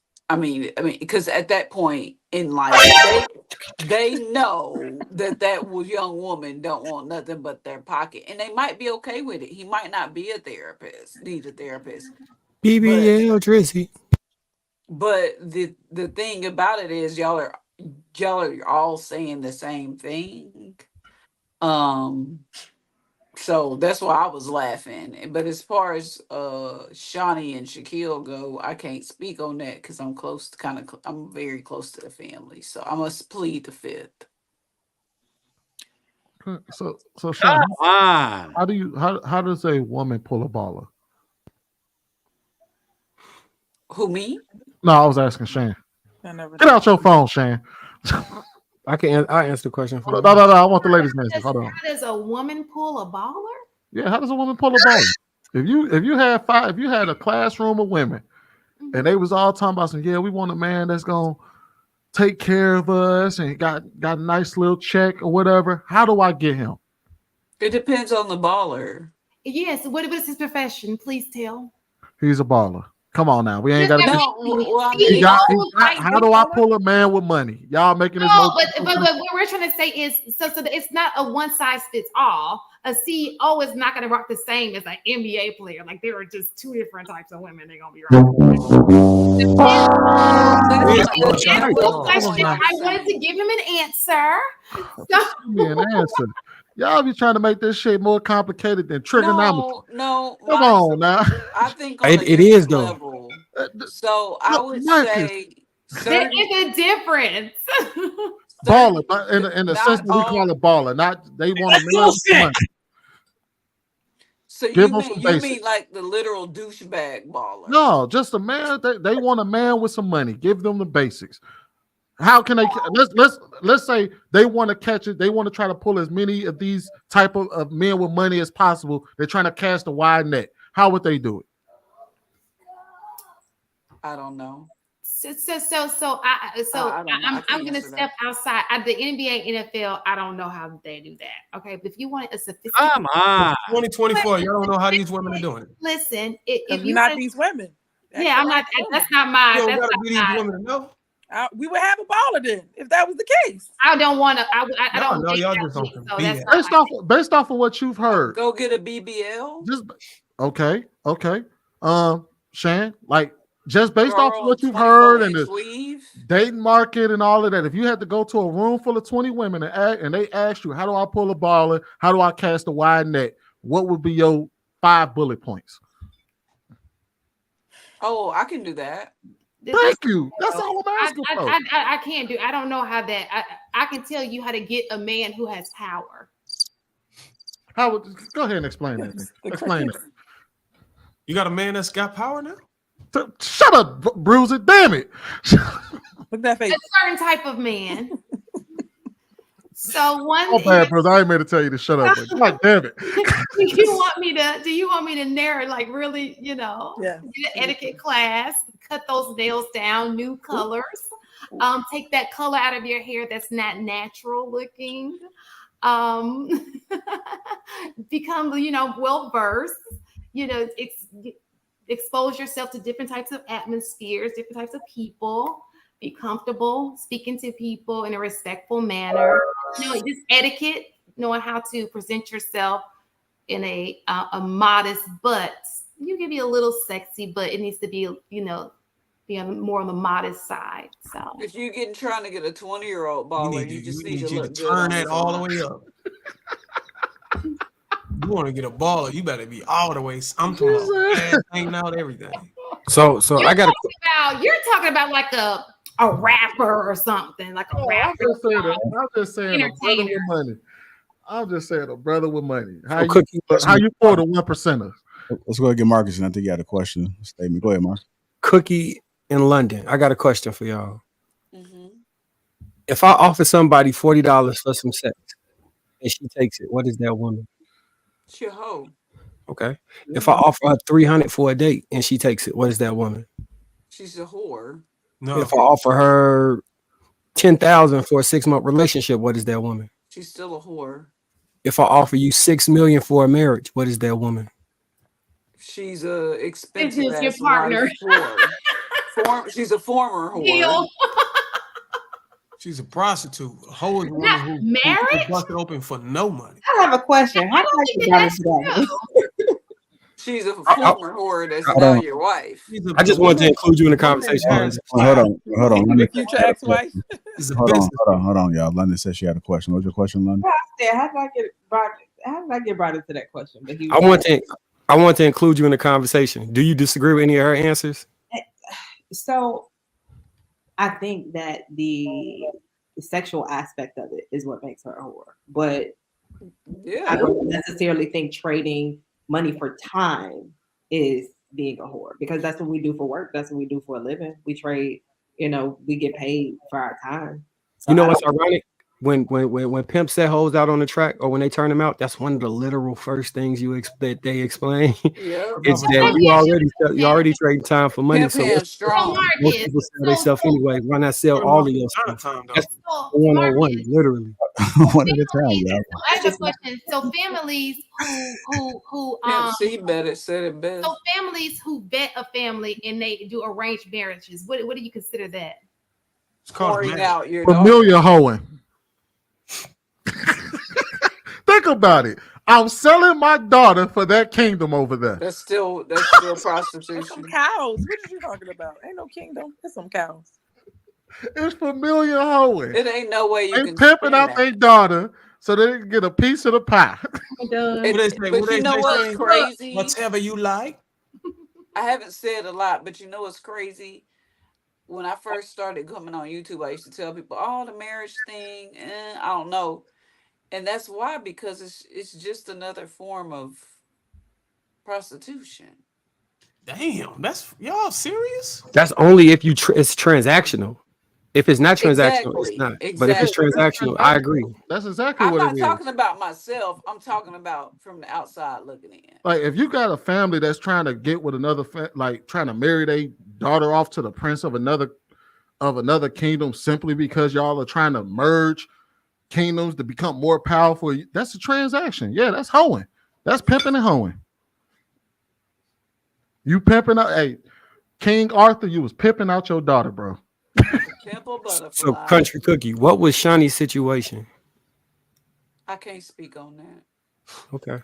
Yeah, come on, I man. know You those just people. heard that woman say, heard that woman say she know them personally. I went to LSU, so I know them very well. No, it's man. Well, what I was don't want to get expecting, no phone calls in the middle of the night. Yeah, don't touch that one. Yeah. what I was expecting Shan to say, because I guess I got to make my point, was, oh, if you just look pretty, you doll yourself up, you go to one of those, you go to All-Star Weekend, or you get a BBL. You know, if you go online, when girls ask how do they pull a baller, that's the prescriptions that women are being given on how to get men with money. I guess if that's the man you want. That's what they said. I want a baller. It's this pretty Mexican chick yelling on the internet about love, and I wish everybody could see that video. I sent it to HR, and I loved it. And she's just screaming, "It's about love! It's about love!" And I feel like nobody really, pays attention to that anymore. As a matter of fact, that's my point. As a matter of fact, y'all even said it, including Ruth said, well, the type of women that these niggas is going after are chicks with BBLs. They only look pretty. They ain't good women. They just transactional. So if you had to recommend a woman to be anything, why would you? If I was a woman trying to get a woman to pick a baller, why would I ever tell her to just be a good woman? When did I ever say that, Sweeney? No, I'm not Who saying on this panel ever said that? nobody on this panel said that shit. That's what I'm trying to get you to understand. But if you go outside it, that's their prescription. They're both prescribing for the same transactional relationship. That's a sprinkle people. Sweeney, Exactly. I ain't got nothing to do with that. I'm not saying you do. I'm just trying to help you understand the men when they say these things. Just look on the other side, and That's what they were saying earlier. So They Sweeney, can't give you an answer because they don't know, because they not like that. Sweeney, you don't think I understand the men based off of what you heard me say out of my mouth? No, well, if you no, I think Shan was questioning more than you were. But if y'all sit over here asking, well, what's the solution? I don't know the solution to them niggas' problem. No. Wait, but y'all repeat red pill stuff before you give your own solution. That's my point. I said if y'all can just get together and find out the right answer and give it to us like an open book text, maybe that we will do what y'all ask them to do. You But want y'all to know know? I understand them. Maybe we should ask them about their marriage as opposed to. Hold on, wait. You want to know what's hilarious, Ruth? No, I already do that. Hold on, wait. You want to know what's hilarious, Ruth? Let's try to figure this out because I'm tired of her saying a solution. What is the problem first? Wait, why would you be tired of me saying a solution? That means you always talk about the problem. You just told her yourself. No, I'm asking you, what is the issue so I can actually try to orchestrate a solution in response to your question? The issue is y'all have to decide, does a man marry as soon as possible? If men are in charge of marriage, they can choose whoever they can to get married. Y'all are choosing not to get married. Y'all not talking about that part, but you're telling them to level up. They're going to have to wait to level up because they don't get the money in one day. It takes like a decade. It takes like 5 years. That's my point. By that time, now all of a sudden they're older. They want a young how woman. old are you? So it's a whole circle. So, but you still haven't given them a problem. You still haven't given them a problem. You just so what she's saying is Men should get money. Yeah, so what she's saying is like you guys, how you got a girl before you got the money and she kind of helped you go along the way. You built a solid relationship. Except so what she's saying is the older you get and the more money you get, it's going to be harder to find a person who is genuinely there to love you for who you are. That's literally what Marcus said, though. But the thing is that while we understand that, you have to understand why they're prescribing that, because you're asking us for a solution to their problem. I don't ask you for they questions. I never asked the red pill about that. I asked you guys. Right, Y'all but they don't know. They not red pill. But you're asking us for a solution to a problem that we don't have the answer to. Only they have the answer to that problem. Because me personally, hold on, wait, Bruce. Because y'all said that. Right. Did you not say that? Nobody said level up? No, you asked why do they say level up if it ain't about love? And I said, well, the reason why they say that is because it increases the man's chances of getting women. It broadens your ability and it casts a wider net. We know that. You're speaking to somebody who understands that. But my point is, after you say level up, marry up, say something. Y'all not saying that. Well, the thing is that, again, that's not our solution to the problem. Because if you actually, and I'm about to tell you this because this is tripped out. I personally said, I've always said, most people marry socioeconomically. The best place and best chance of you finding a wife and husband is in college or slightly after post high school. I've said that. You want to know what the chat said? Fuck that. Hell no. I ain't dealing with no brokey. I'm not doing that. I'm about to live my best life. Don't look at the chat, Sweeney. No, I'm just simply saying if you wait. But you have to recognize how the world reacts to the solutions to a problem. So you asking, but you're already married. So first of all, if we're on a panel talk, I think Ruth, can we be clear on what the actual problem is? Because I missed the whole identification. The problem is men not wanting to get married until they're old. Am I right? But that's not the problem. That's the result of an issue. The underlying issue is why are they not wanting to get married at a young age? And if they can't, that's the problem. You're changing my question though, Darwin. You're changing my question. He just said men get married at 31, right? So if you're telling them to level up, but they don't have the money yet, they're going to wait until later. Those numbers are going to change. They're not going to be getting married until they're 45. And what are they going to do at 45? They're going to pick a girl that's younger. Then they're going to get somebody that's there for their money. That's what I'm saying. We are causing a problem that did not exist before. Here's the problem, and I think this is what everybody missed. The problem is a young man is impossible, almost impossible to find a young woman in the same age as him that's willing to cooperate. I agree. At a young age, she is not at all willing to cooperate at that age frame for him to have a plethora of women to choose to marry at that time.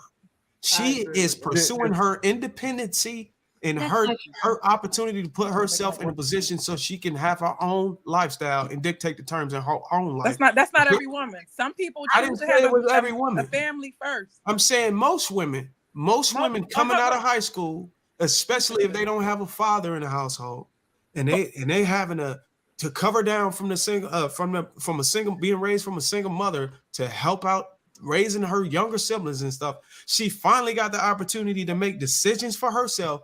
The last thing is on her mind is to go and cooperate and submit to a man. No, but not coming out of damn near 20 women. years of being told that she got to do this and that. She's going to go to college. But not and marriage material women. Darwin, listen, when y'all say majority, right? Majority of women, black women will never be wives. There's only 35% of them that get married. That's naturally, they're the wifey material. So if that's the case, all of whatever we're talking about doesn't matter because those women are focused on material things. That's not how you get a husband.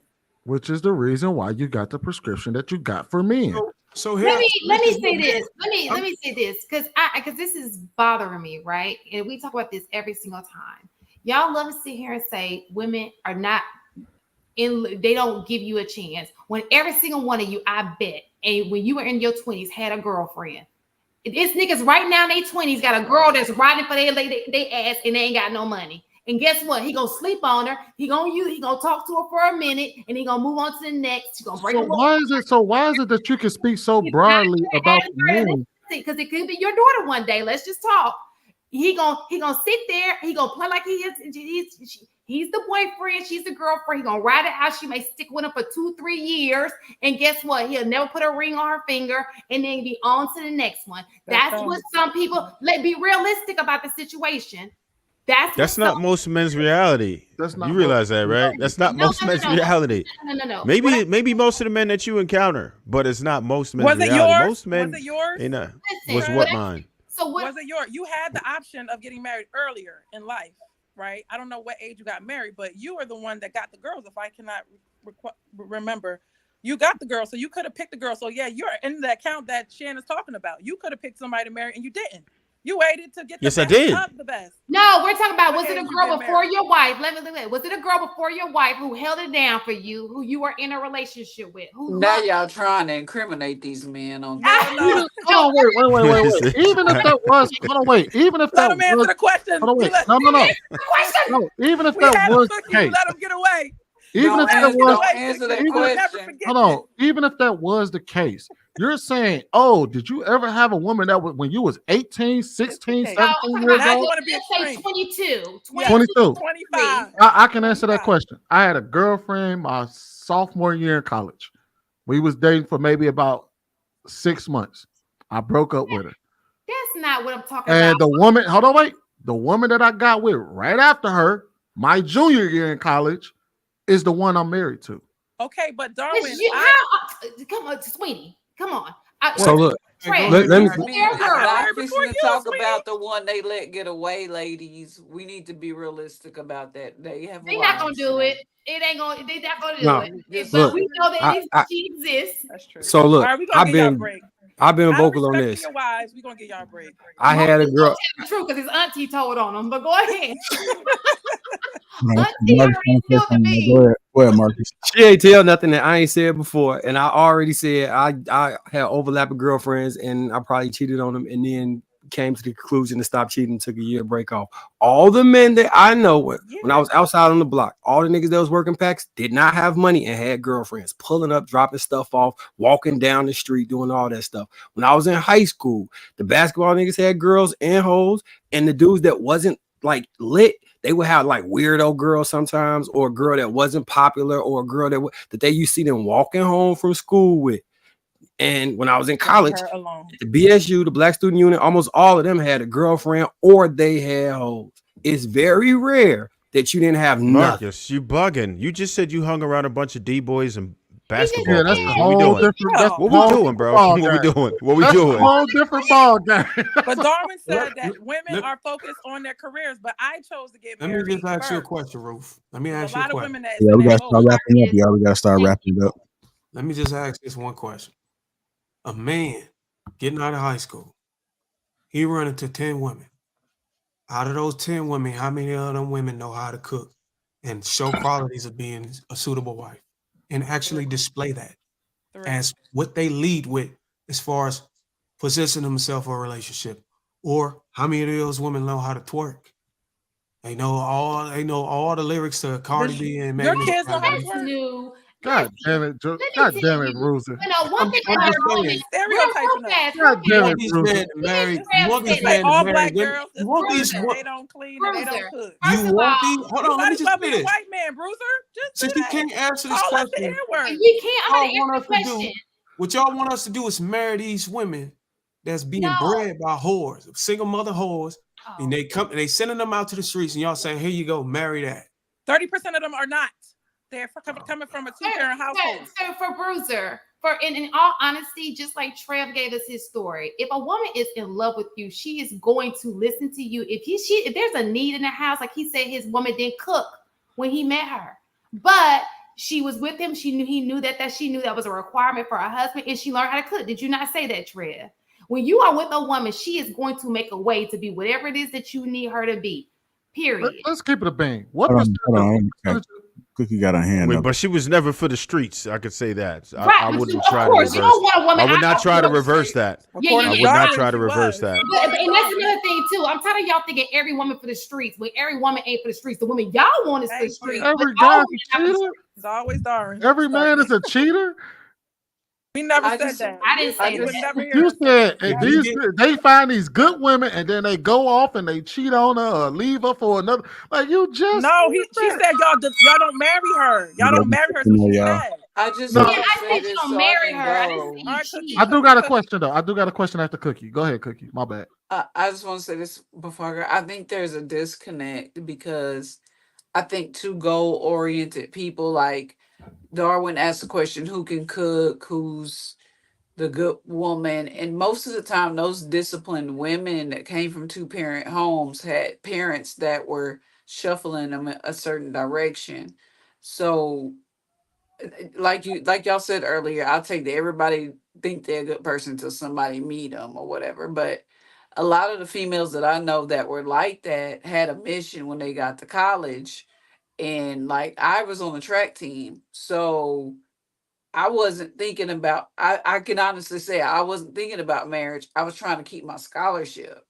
But it didn't mean I wasn't marriage material. I was just focused and in the zone. So a lot of times the women that and men that should be together, especially in college campuses, are mismatched or their schedules are jacked because he might be doing something in engineering or he might be playing basketball and you might be running track and y'all just never really just cross paths like y'all should.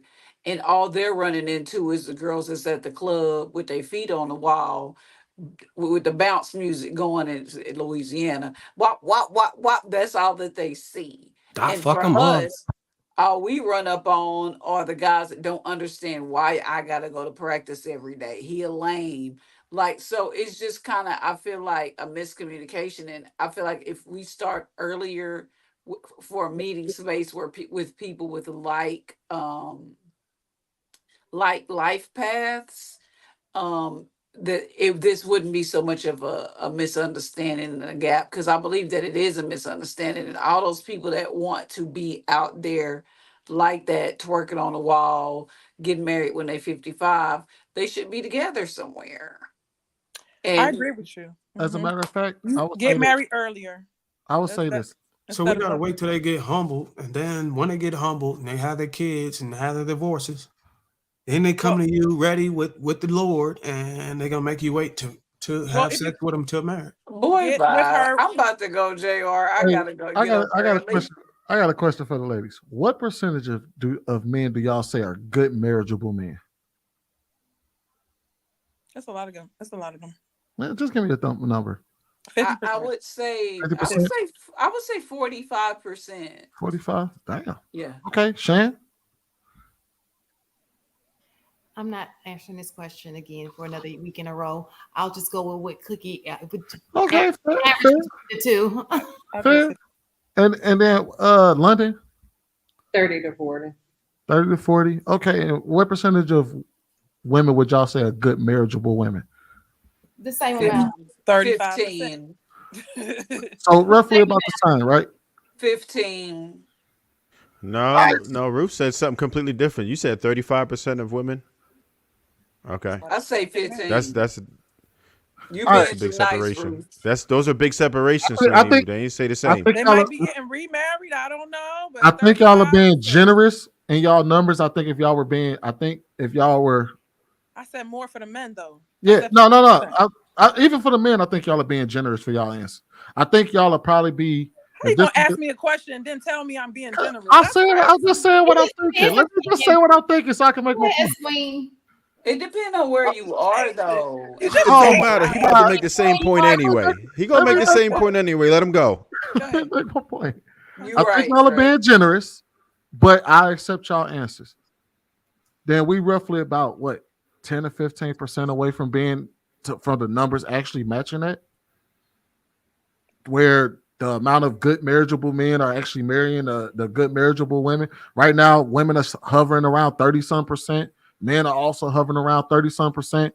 10, 15 percentage points, they'd be right around what y'all say. So, I mean, is it beyond the realm of possibility to understand that given what we think about good marriageable people, that the solutions that we're seeing from both sides is beyond the realm of possibility? Like we see from this side, a lot of women are saying this is how you got to approach these relationships because majority of them niggas ain't shit. And then on this side, we see a bunch of men saying this is how you deal with these women because majority of them women ain't shit. That's why you look for love, because the way the universe works, you're not going to cross the path of somebody you really want to spend the rest of your life with. Big facts. And so when you say The leveling up, odds are you're not.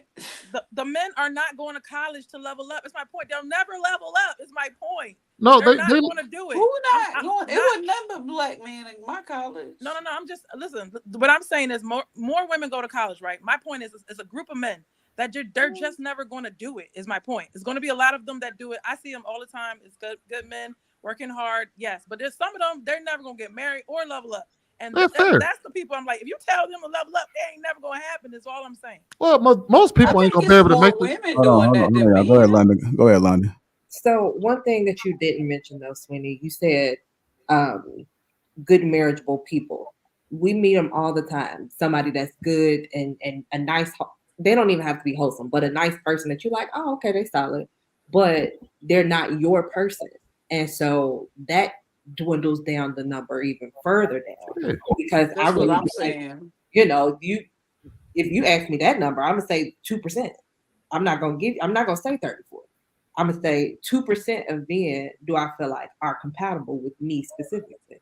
Well, yeah, not specifically to you because then we get oddly specific when we talk about ourselves. I'm just talking about when you look at the world in general and you say, okay, this group of people and these group of people, how many of these people are marriageable people? Because I think when we look at the marriage numbers and then we say, okay, I think the marriage numbers average out to the way that people feel about one another. So when you look at men and you look at women and you see how they feel about each other, the numbers kind of start to make sense. The prescriptions start to make sense. Like, I see why y'all only prescribe this type of behavior because this is what you're experiencing. Then you look on the other side and say, I see why y'all say go out there and get a BBL or whatever because that's what all the men are paying attention to. And the good marriageable men are all taking out the shelf. I'm not saying that this is necessarily true for the majority of people, but because we're online and we're seeing this shit happen online, that's what they're offering because that's what they're seeing. But here's what y'all That's missing why I'm in not London's stressing. statement that she just made. 1 out of 50. She just exposed the double standard. She just said that there's only 2% of the men are compatible with me. When we talking about marriage, when we just identified and made it clear that women dictate the terms in the market for recreational use and men dictate the terms in the market for marriage. She is right there she is doing what a lot of women are doing. Not only are they trying to dictate the terms for recreational use, in which men have no issue. Men are not going into the market saying, oh, she's not compatible with me for sex.